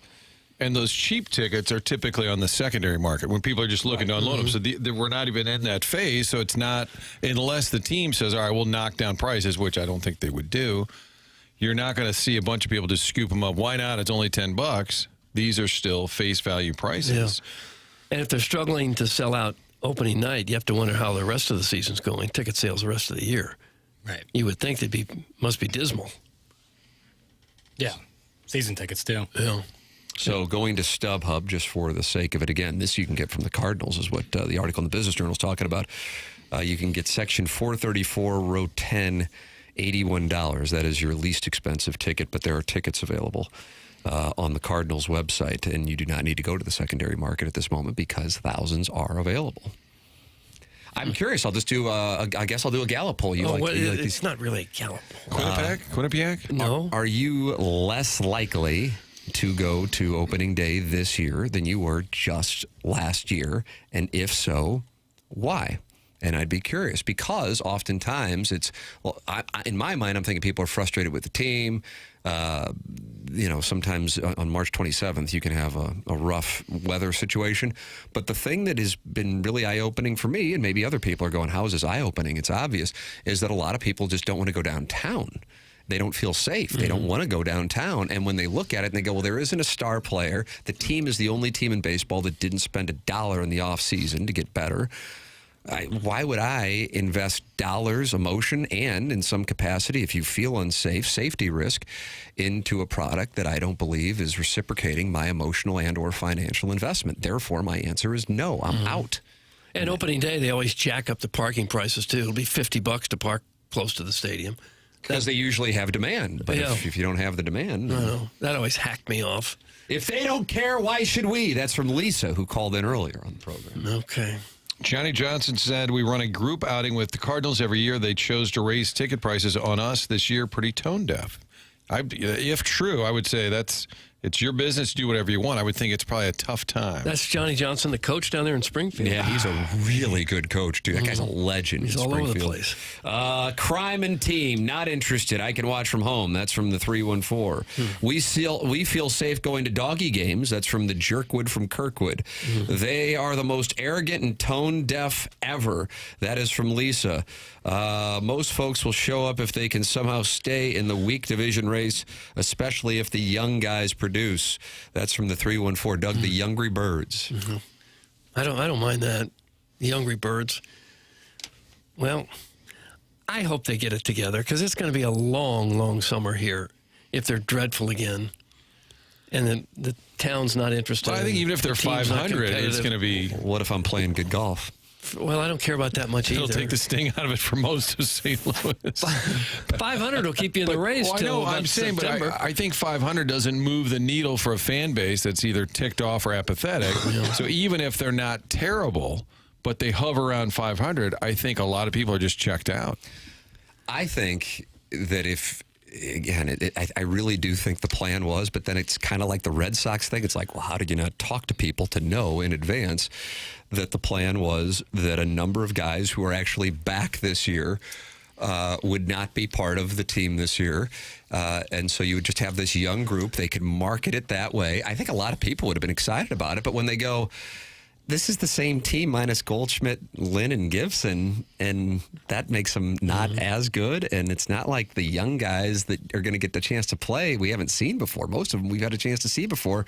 And then you got a guy at third base who doesn't want to be here. Why would I spend money on that? It's the same thing. You packaged it as going to be a youth movement, and in reality, it's the same thing except just worse. Yeah. It's, again, they're stuck in purgatory. You know? They can't escape. There's a slogan. Stuck in purgatory. You wouldn't be stuck in purgatory if you went to Collier and Thompson. Oh, if you let it wash over me. If you felt like your house was purgatory, and some people do, still it's kind of hard to move with interest rates being what they are. Collier and Thompson can fix up your house and make you want to stay there for as long as you're alive. This is what they do. They spruce up your home, and they'll make you feel great about it. It's hard to know who you can trust to be in your house, and will they back up their work. Collier and Thompson stands behind every job that they do. During the process, they are always available there for you. The Collier and Thompson team really cares about the work that they do. That's their reputation is on the line every time they take on a project, and so they want to do the right thing for you. It may cost them a little extra time and dollars, but that's what sets them apart from the competition. You can check out their website at collierandthompson.com, see some of the reviews that they've got. Here's old Kim S. saying, Jim, the designer, listened and gave good recommendations. Mike, the project manager, always available for questions regarding installation. Both Jim and Mike work with the insurance companies when estimates by the adjuster were too low. There's all kinds of reviews raving about the customer service they get at Collier and Thompson and the work that their people do.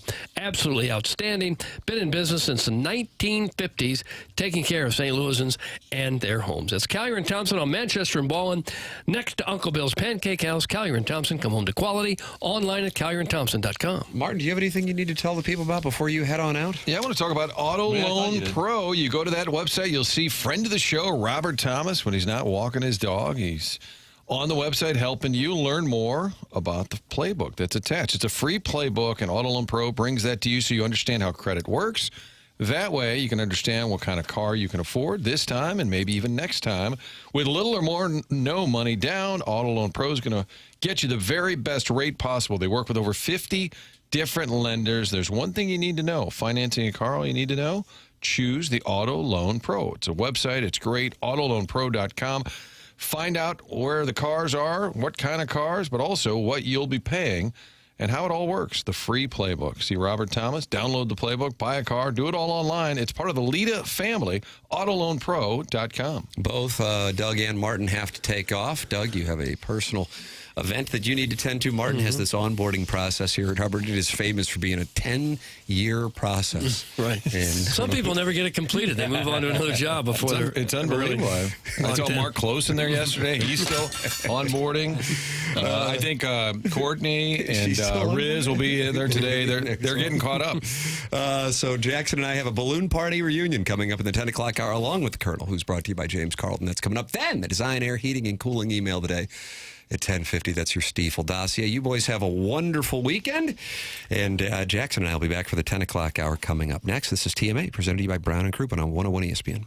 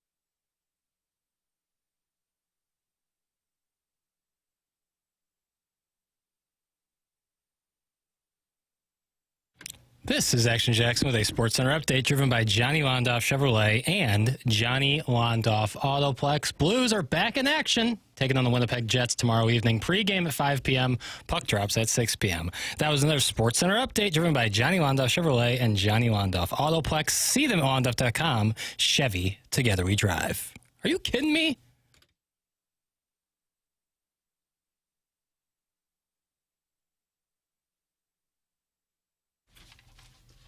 TMA 101 ESPN, Tim McKernan, Jackson Burkett, Chairman Kurt with you here for the 10 o'clock hour. Doug and Martin having to leave early. Send your emails in for the Design, Air, Heating, and Cooling email of the day. The morning after at InsideSTL.com. Gabe, DeArmond on Missouri. And the states of the Tigers as they head to Arkansas tomorrow night and the NCAA tournament. I'm raging, candidly, that Joe Lunardi has not posted updated bracketology. Jesus. Oh, he usually does it like at 8 o'clock on Fridays. I know. And there's nothing. It's his only job. But it's a balloon party reunion here, Jackson, and I can't wait to hear your six-shooter. For the first time since October of 2024, it's time for a Friday six-shooter with Lil Piddles. Woo, woo. You ready for this, Tim? It's been a minute. Are you ready for this? Hold on. Question 1. Oh, my God. It feels good to be back, you know? It's like getting into an old pair of pants that didn't fit, but now they fit again. It's just so good. Why do you think we romanticize the past as much as we do? As you romanticize the past. Yeah, exactly. Well, it's serendipitous, especially when it comes to sports. Is it just our nature, or do you think it's a projection of our lost youth and trying to regain some of the things that make us feel young again? And then I have a second part to this question. Later. Oh, okay. I was about to say, I'm ready to answer. I've noticed that sometimes my questions get a little wordy. That's correct. After 3 years of doing them, I think I've just now picked up on sometimes they get a little wordy. So I have a second part to a question. Because when we were younger, things didn't matter as much, and therefore we have a greater appreciation for sport. As you grow older, you compartmentalize. Like if you're in your 40s, 50s, or 60s and you're on a message board or Twitter personally attacking people, at some point in your 20s, 30s, or 40s, something went wrong financially, sexually, personally. Yeah. That is actually the answer, and there's nothing open to interpretation. Yeah, I think there's a lot of that. I think the projecting a little bit, and I don't think, when I say projecting, I don't mean that as like a pejorative. Like I'm not trying to say, like, because I know that has a negative connotation to it.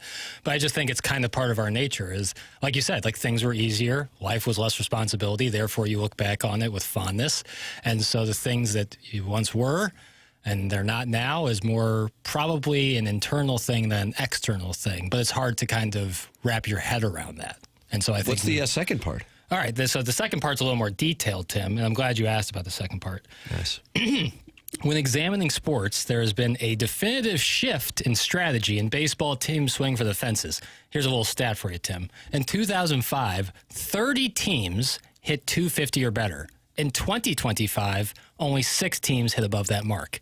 In basketball, teams shoot exponentially more threes. In football, almost 0 running backs get paid huge money as they once did because they're seen as dispensable. There's a clear shift in fans vocalizing their displeasure in these changes. Do you think they dislike it from the purity of the sport or simply because it is different than what they have been told is right their entire life?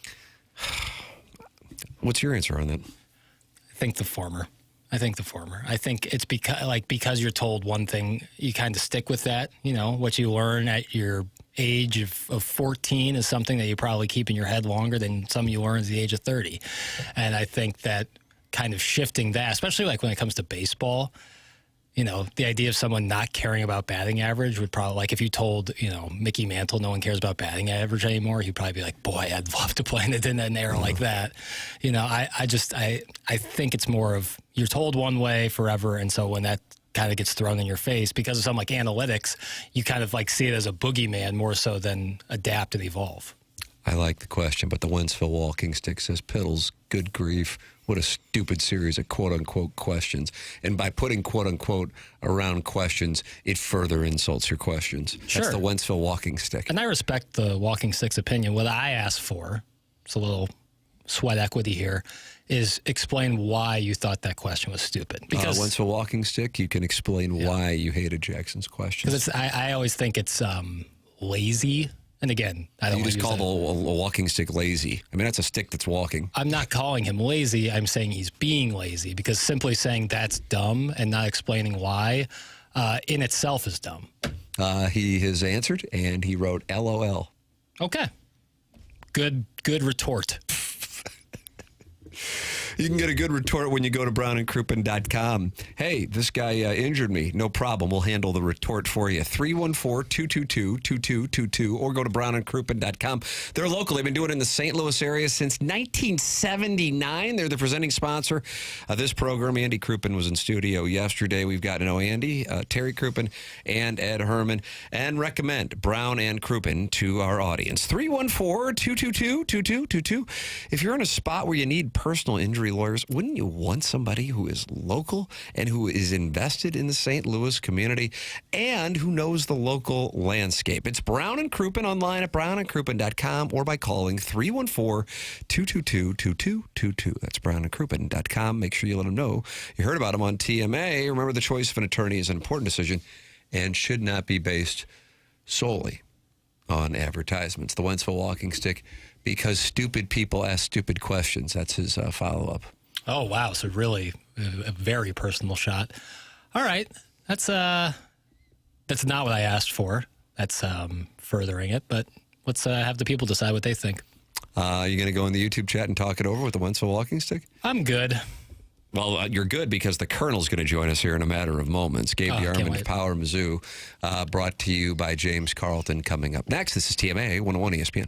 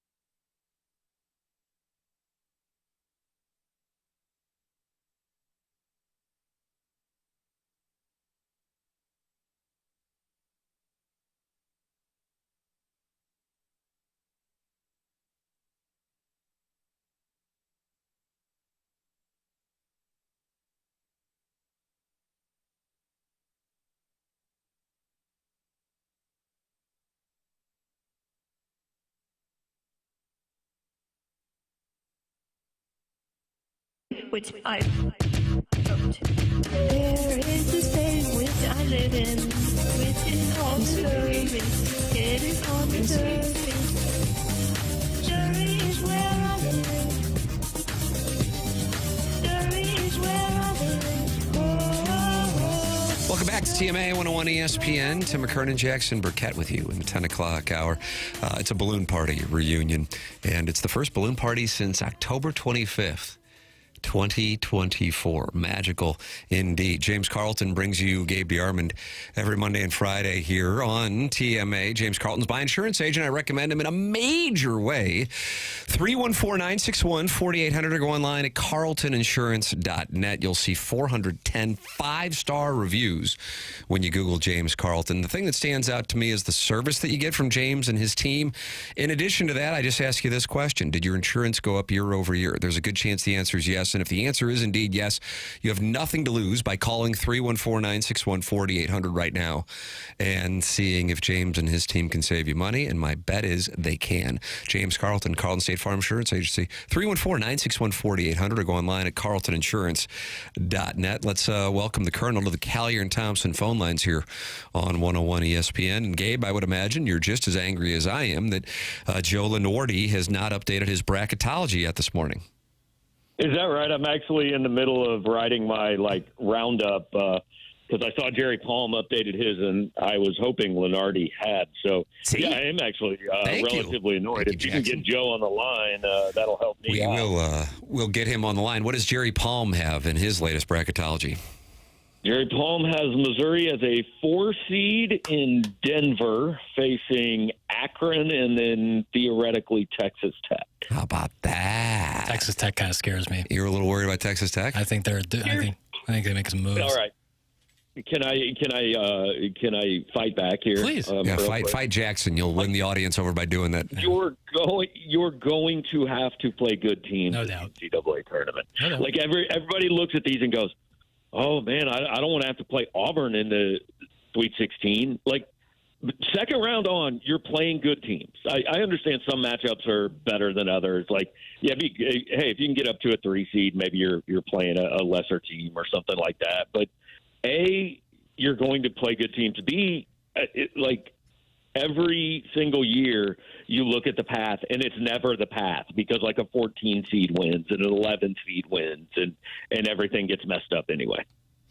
So, Jackson, are you at peace now with that? The Colonel kind of let you know how the world works. The Colonel, I'm in lockstep with Colonel. I've always said that. Talk about matchups. If you're going to make a run, you're going to have to beat 4 or 5 really incredible basketball teams. So that's just the nature of the beast. All right, Jackson sounds like he's a learned man, and he's conceding to you, Colonel. I can't wait to get your answer on this. And I don't know if you experienced this with the Chiefs or the Royals when they won their first championship. In the case of the Royals, of course, the first one that's recognized by Major League Baseball in 2015 as the one in 1985 is right. Not. But in the Chiefs, because in 2019, I know you're not a hockey guy being over in Kansas City, but in 2019, we've seen plenty of Blues teams that have gotten to the playoffs. But in 2019, I remember saying to Doug, like back in, I don't know, March, I go, man, it just feels different. And then sure enough, they go and win the Stanley Cup. And I realize as a Missouri fan, you just never want to say this, but I'm unpopular anyway, and I'm not running for office. This team, and we've seen, you and I being the same age, have seen a lot of really good regular season Missouri teams. And I don't know what it is, but this one feels different to me. You cover them. You've been covering them for a quarter century. Does this one feel different to you? I think it feels different because you don't know the end, right? Like that 2011-12 team, when we went up to Omaha, there was no thought in my mind that I wasn't in for at least 2 weeks in the NCAA tournament. The 08-09 team I thought was absolutely good enough to play in a Final Four. In 1994, that was our senior year in high school when they went unbeaten in the Big Eight. Like, I thought, man, this is it. Like, this is just the team of destiny, But obviously, we know how those ended. I think this team's good enough to have a chance for sure. But I could name probably 20 teams that I think should go into the tournament thinking we can make the Final Four. And I can name, 15 of those teams that could lose their first game of the tournament. Yeah. It's just what it is. I think this team absolutely should have those goals and all that. Whether it will, who knows, right? Let's see who they play and how it goes and who gets upset along the way. I think for me, and I know Jackson's a huge Missouri basketball fan, and his frame of reference, being born in '98, it does not include the first round debacles of the 1980s, and then of course the 1995 Tyus Edney as far as living it.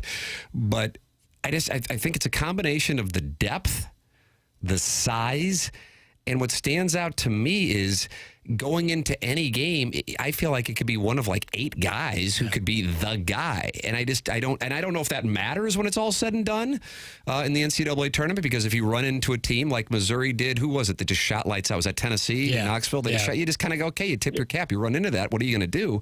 But they also just play such tight defensively, as we saw Alabama have to work it around so often and get a shot off at the last second. I don't know. It just strikes me as different this year. And I don't think that that's rooted in hope so much as just this is what I think. Yeah, I mean, they have a lot of ways to win, and I think Dennis Gates has really done a good job. Probably an underrated job, honestly. Like, if you look at how often he switches defenses and how many ways he's mixing and matching, and how many guys on this team were buried by the fans in the first month of the season. And, I mean, maybe the biggest guy in that win over Alabama was Jacob Cruz, because Bama comes back, makes it a 9-point game, and Cruz goes down and just drills 2 huge shots that immediately pushed it back to 14. And so I do understand the hope. And I think people like this team a lot, right? And I don't know necessarily how true that was. I mean, don't get me wrong. They like winning teams. But, it feels like there is a different feeling with this team and this fan base this year than maybe they're, they loved the team 2 years ago, but none of us went to the NCAA tournament thinking that was a Final Four capable team, right? It was, hey, go win the first game in 11 years or whatever, and then take your shot at Arizona in round 2. And if you're playing in the Sweet 16, this is like a success by every single measure. This one will be a little bit different. I mean, I think they should be seeded. I think it'll be disappointing if they're not a top 4 seed, which means they are supposed to get to the Sweet 16, and so it will. I understand all the feelings of optimism, and I've been saying for 3 weeks I thought this team should have Final Four goals, so yeah, I fully agree with that. Gabe DeArmond, our guest. He's presented to you by James Carlton of the Carlton State Farm Insurance Agency, online at carltoninsurance.net. You can read the Colonel and his staff's coverage of both Missouri basketball and football at powermizzou.com. What stood out to you, if you're asking one thing, whether it's something you saw behind the scenes or just the gameplay from what truly was a classic on Wednesday night against Alabama? Okay, I got 2. Nice. The first is just the atmosphere. That was up there. There have been atmospheres that were probably as good at Mizzou Arena or at Hearns Center. There's never been one that I thought was any better, and that includes Kansas games. Start to finish, that arena was, okay, this is what big-time college basketball is supposed to feel like. They were into it, and it was like, you almost kind of sensed the crowd was on, even up 14 points or 18 points.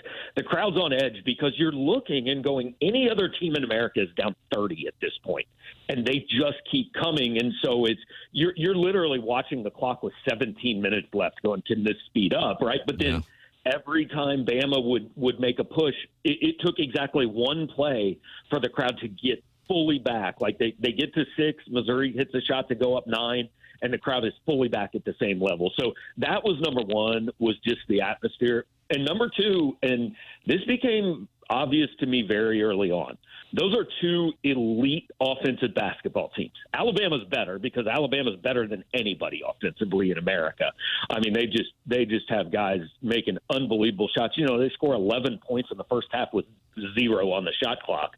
And there's nothing you can do. The difference in those two teams on Wednesday night was that one of them played defense and one just wanted the ball back. Yeah. And you have to, you don't have to be elite defensively, but you've got to make an effort. And I didn't even think Alabama was making an effort. I mean, you referenced it. Everything Alabama got, like, they were working to get those shots. Missouri was, I mean, there were guys open by 7 feet, and they were basically getting layups and threes.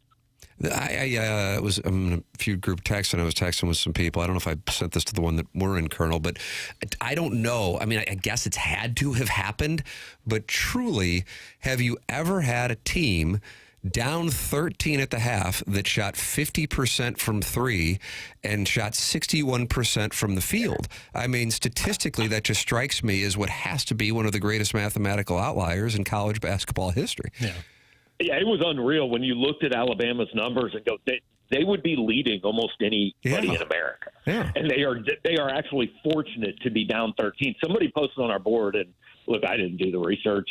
He says he did, so I'll believe him, that before Wednesday night, Nate Oates at Alabama had 29 games where I think it was like they made 10 threes and shot X percentage from the floor, and they were 29-0. And Wednesday night was the first time they lost. Unbelievable. Gabe DeArmond with us, brought to you by James Carlton State Farm Insurance Agent. Here's a good question. I'm curious what your answer is. I think I might know, but I won't say it before you answer. Pele Blanco in our Air Comfort Service text inbox asks, what is a weakness for the Tigers, if there is one? What do you got on that? Yeah. I mean, I think they are vulnerable to a team with an athletic front court, like an athletic defensive front court, right? It's what we saw at Texas. It was, they're good enough to close out and take away Grill and Bates at the three-point line. But when Missouri got the ball down low, like, they were just getting the ball knocked out of bounds and swatted. And it was what was actually so impressive, I thought, about Mark Mitchell on Wednesday night was he was going at these Alabama big men who are not bad. Now, defensively, they aren't as good as Texas, I don't think. But, like, they have guys down there. They're long and athletic, and you just thought, I don't know if he'll be able to finish. He was 10 for 12 on 2-point shots. So if you get that Mark Mitchell, that mitigates that weakness. But we've seen not that Mark Mitchell a lot of times this year, too. So I think a front court that is going to block a lot of shots and make things tough, that really an elite defense, right? Because Texas, I think, is very, very good defensively. Texas A&M is elite defensively, and those teams cause problems for Missouri. Now, oddly, Tennessee didn't, but I'm not sure Tennessee has the interior presence that a couple of those other teams did. I mean, that Texas A&M front court is, Pharrell Payne and Henry Coleman, who's been in college for 16 years, so he should be good. But I mean, that's a really tough front court to score against, and Missouri could. Yeah, I was so impressed about the Florida win because they do have a really athletic front court, and the way they were able to win that one. Yeah, and that's the thing. Like, every weakness that you can come up with, then you can counter it with. But yeah, they did it in this game, right? I mean, they won at Florida, biggest win of the year at Mississippi State, biggest win of the year at Georgia, beat Alabama, beat Kansas. I mean, again, so there is no game that this team should go into. And while I would actually encourage Missouri to lose early in the SEC tournament, I would encourage everybody to lose early in the SEC tournament. I'd be interested to see this team play Auburn now because look, I don't know that they would win, but I don't think it would go the way it went 2 months ago. For the record, my weakness, which is much more remedial than you, and the athletic front court answer is the free throw line. Yeah, shooting. I worry about the free throw line. They get there, but shooting. They just get there so much. So there's two things. First of all, they get there so much. Like, they missed 16 free throws against Alabama, and they still made more free throws than Alabama took.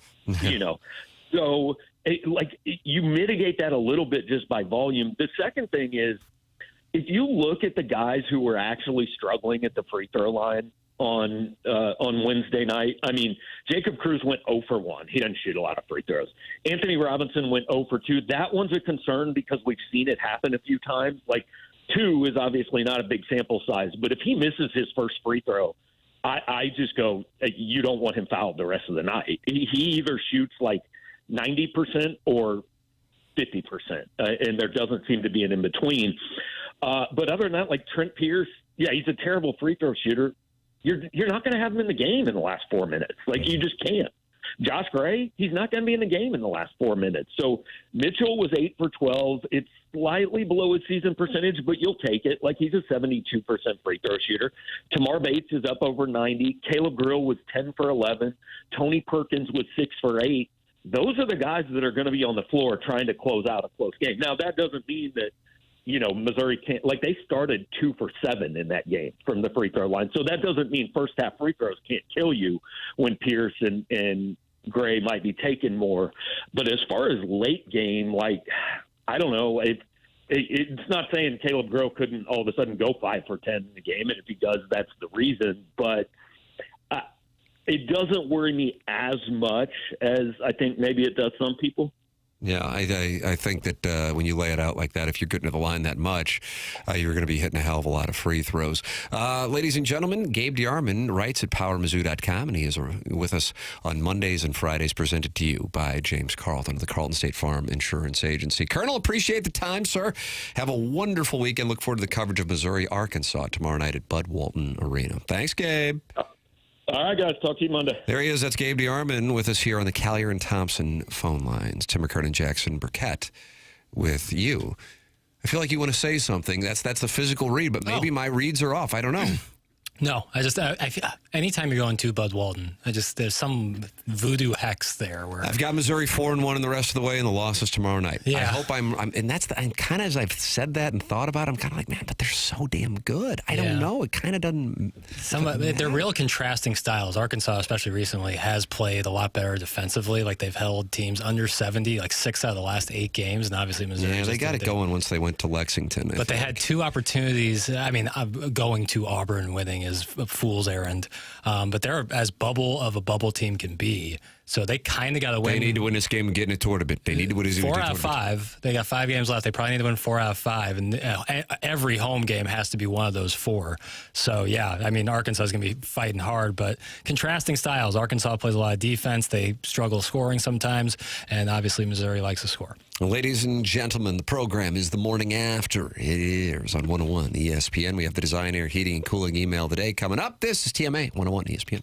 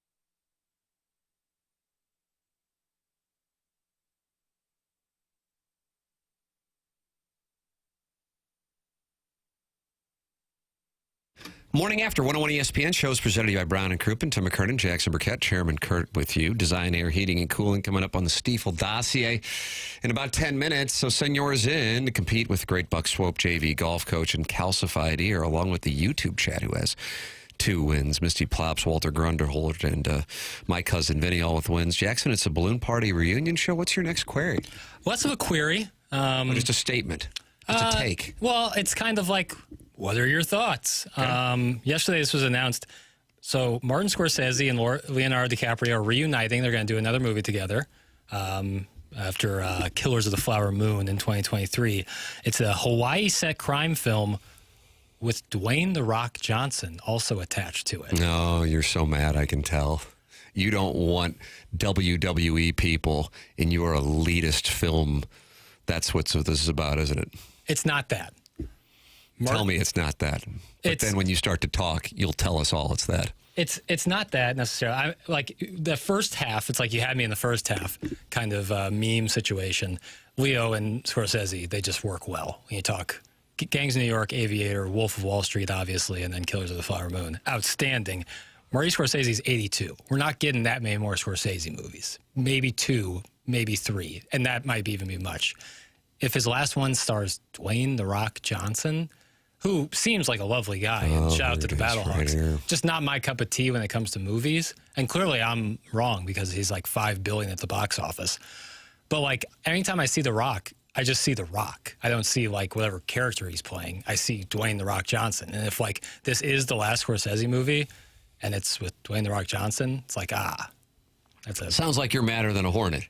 Leo DiCaprio acting as opposite Dwayne "The Rock" Johnson, and I get it, the Hawaiian thing. I think that's I'm excited about the movie itself. I'm just curious how it's going to look with Dwayne "The Rock" Johnson. It feels like a Tarantino move to bring out someone like that and be like, see, I'll flip what you think about this person, a la John Travolta, and turn him into a badass. Walrus King has wrote patronizing.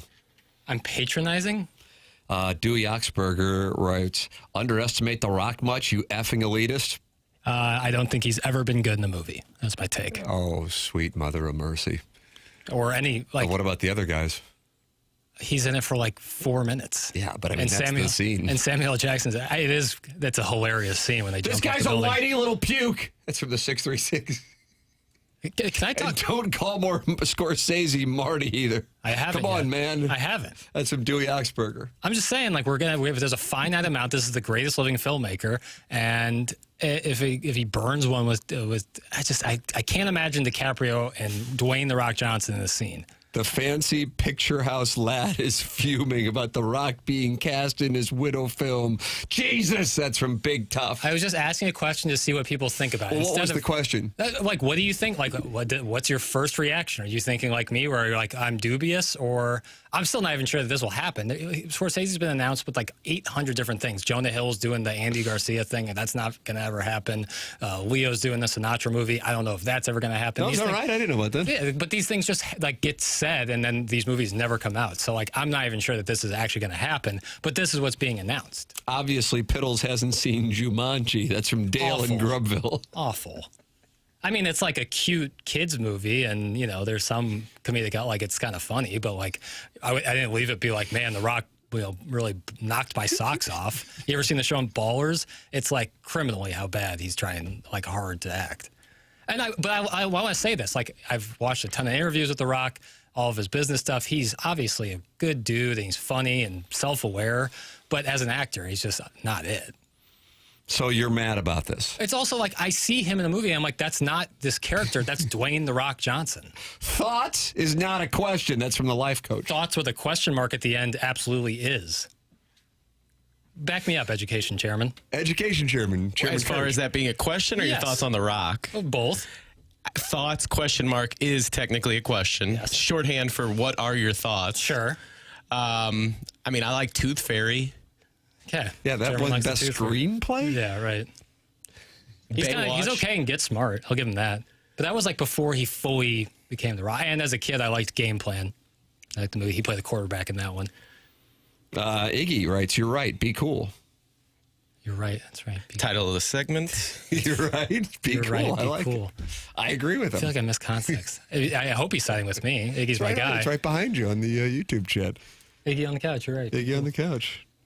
I don't know. I just like. I'm curious what people's thoughts were, and apparently it's just you suck, Jackson. So it really does feel good to be home on Balloon Party, where I say anything and just get ripped to smithereens. But you're fine with it. That's what the money's for. That's what the money's for. That's exactly right.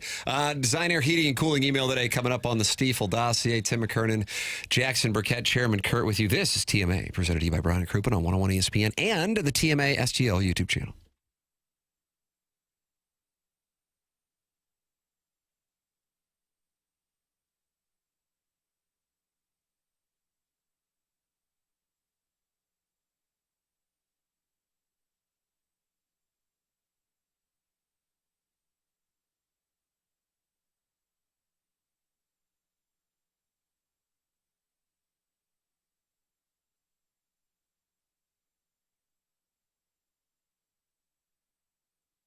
Michael's Flooring online at igotfloor.com. Michael's has been family and locally owned for over 30 years, and Michael takes pride in helping and making sure his employees are happy and make a great living. His passion is flooring, and when you order from him, he wants you to have the best experience for the best price, and that's why he is making sure he gets the best installers and giving this compensation package, $7 a square yard. That is awesome compensation in this industry. Just come in or talk to them, and you're going to see the difference. They want to make sure they suggest the best thing for you, not pushing what corporate's telling them they have too much of. The reason that he's continued to grow for the last 31 years is employees love working for Michael, and they feel like family. And he makes sure they're taken care of.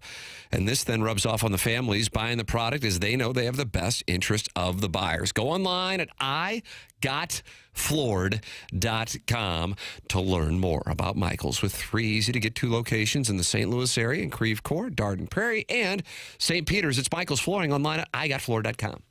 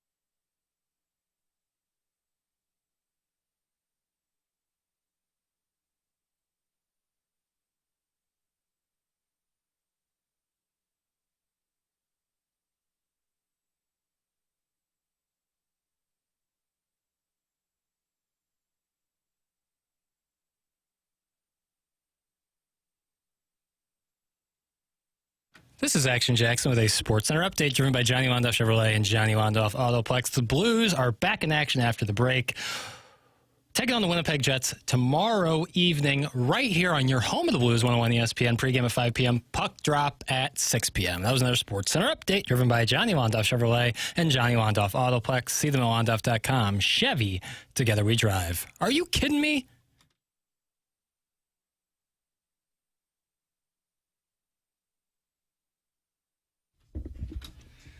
You know, the Colonel just texted me during the commercial break to let me know that Lunardi, perhaps strategically, kind of like how Missouri would wait to unveil their football uniforms until after TMA was off the air, has just updated bracketology on ESPN.com. And Jackson now is madder than a hornet because despite the win over number 4 Alabama on Wednesday night, Joe Lunardi does not have Missouri in the top 16 seeds. As a matter of fact, Joe Lunardi has Missouri heading to Providence to take on George Mason, and then a rematch with former Missouri coach for an hour and a half, Matt Painter, in the next round, assuming Matt Painter can get past Aquin, and that's assuming Missouri can get past George Mason.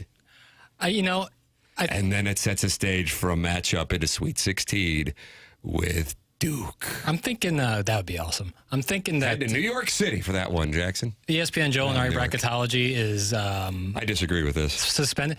We're like... After the Texas A&M loss, I'm sure Missouri fans got the ESPN notification saying Missouri is a coin flip to get into the tournament. That was a real thing that happened. I have the notifications turned off, minus Ella Reese's Instagram. Missouri basketball fans out there know exactly what I'm talking about. So take this with a grain of salt. We're Palm guys now. Oh, is that right? This show is a Jerry Palm vehicle? Since I love that Martin integrates the word vehicle into everything now, I'm going to use that. Yes. We're a Jerry Palm vehicle because you're mad at Joe Lunardi's research saying that Missouri's a 5 seed playing George Mason in Providence. I would love it. I'd actually really like that. I think you want to go to Boston? I like the match. I have George Mason. I think that'd be a cool matchup. We've seen them watching SLU basketball. I continue to talk about the possibility of taking, my wife and I taking our older son to either the SEC tournament, maybe the first round of the NCAA tournament. That's a spring break.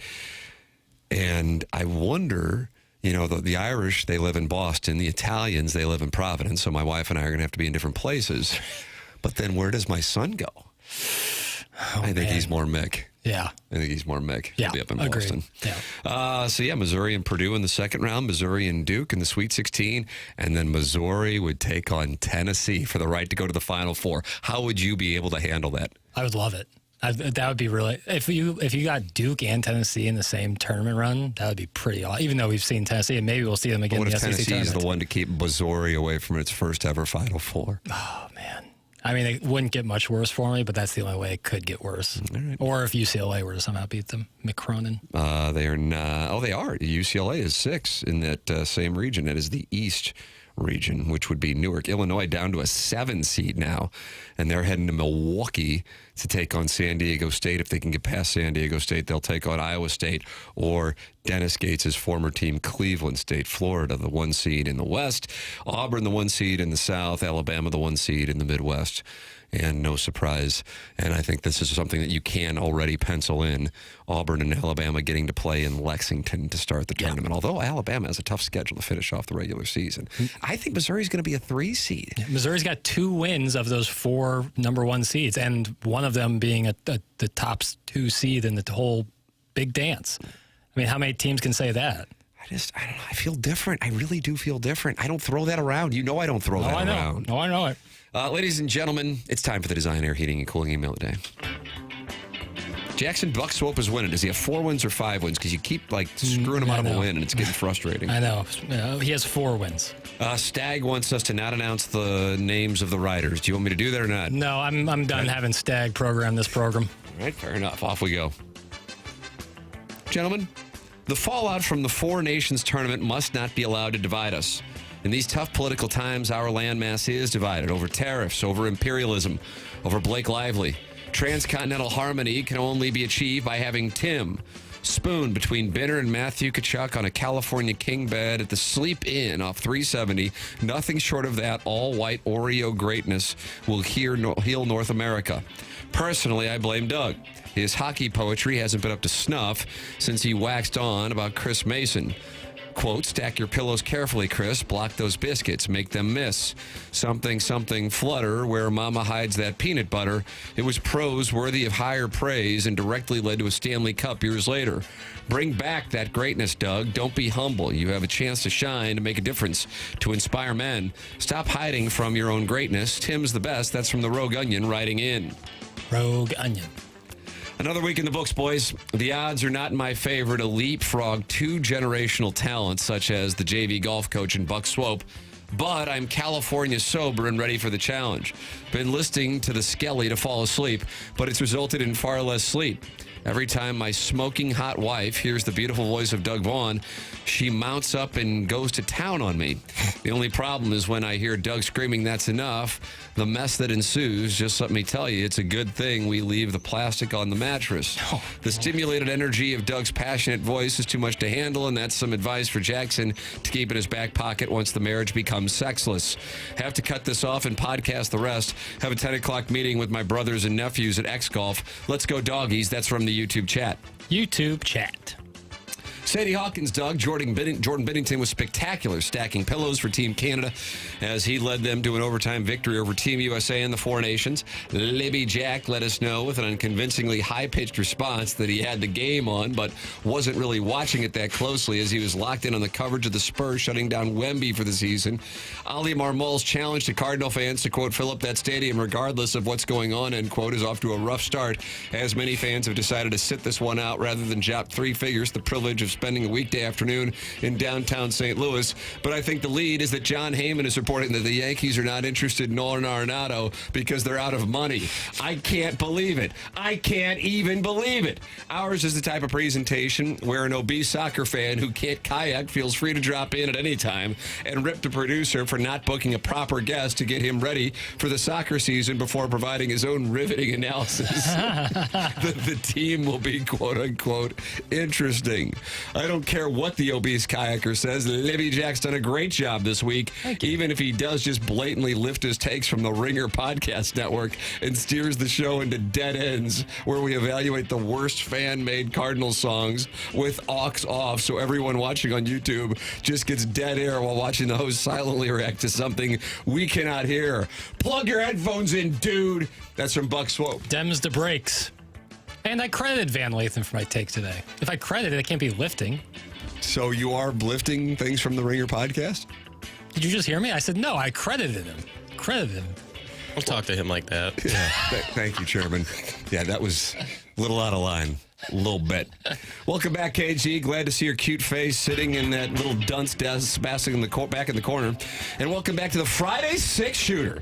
Nothing gets people ready for the weekend like long, drawn-out, meandering questions. Tried to break them up. The questions were so uninspiring that Tim could only manage to say, interesting. What do you think the answer is? Forcing Jackson to debate himself before quickly throwing it to a commercial break. Any truth in the rumor that Doug and Martin left early today because they got a sneak peek at those questions and wanted nothing to do with that segment? Regarding this morning's Cardinal ticket discussion, the Redbirds brass literally did nothing to upgrade this roster. Why would I spend money on tickets, concessions, and parking to watch below-average players strike out 15 times per game when I could simply use my mom's Spectrum login and watch from my own couch? The front office's message is basically amounted to the fans better keep packing the stadium no matter what, or things could get worse. I don't care how hungry or youngry they are. I'm not interested in wasting my money on a fourth-place ball club. I'm tired of it. It's from the JV golf coach. JV golf coach. And finally, what a weekend I have planned. The girls are going out to Olive and Oak tonight for a little reunion. Plus, we think one of the busboys is cute, smiley face. These nights get a little crazy as we typically head to Ice and Fuel for a nightcap and some Marlboro Reds. On Sattersbat, I have Julie's wedding shower at Old Warson. She's such a pain, but she has really deep pockets. You know it's bad when you're throwing yourself your 6th wedding shower. Then I have to go to my daughter's elementary school trivia night where it always turns into the biggest competition between the vest-wearing dads bidding $5,000 on a golden doodle. People keep asking for my net worth. Let's be clear, I do not have a net worth as nothing is in my name. Yet. We're working on that with counsel. Plus, my monogramming business is weirdly costing me a lot of money. And it's way more money than I thought. FYI, my Sibian fell off my roof rack again at the intersection of Spady and Conway. Finders keepers. I'm a bad girl and I'm testing things. That's from the self-made stay-at-home Ladue mom. January 2025, email of the month winner. And that's what we have for the Design Air Heating and Cooling email today. Chairman Kurt, you lead things off. JV golf coach. I also like the JV golf coach. That means the JV golf coach has won, and my vote for the self-made stay-at-home Ladue mom is nothing now. Do Spady and Conway intersect? I am from South St. Louis, and all I need to know is Tam and Nottingham do. They do. Never mind. Ladies and gentlemen, it's time for us to shut it down. BK and Ferrario are up next for Jackson Burkett, Chairman Kurt, Martin Kilcoyne, my brother Kevin, Douglas Elvin Vaughn. I'm Tim McKernan. This has been TMA, presented to you by Brown & Crouppen on 101 ESPN and the TMA YouTube channel.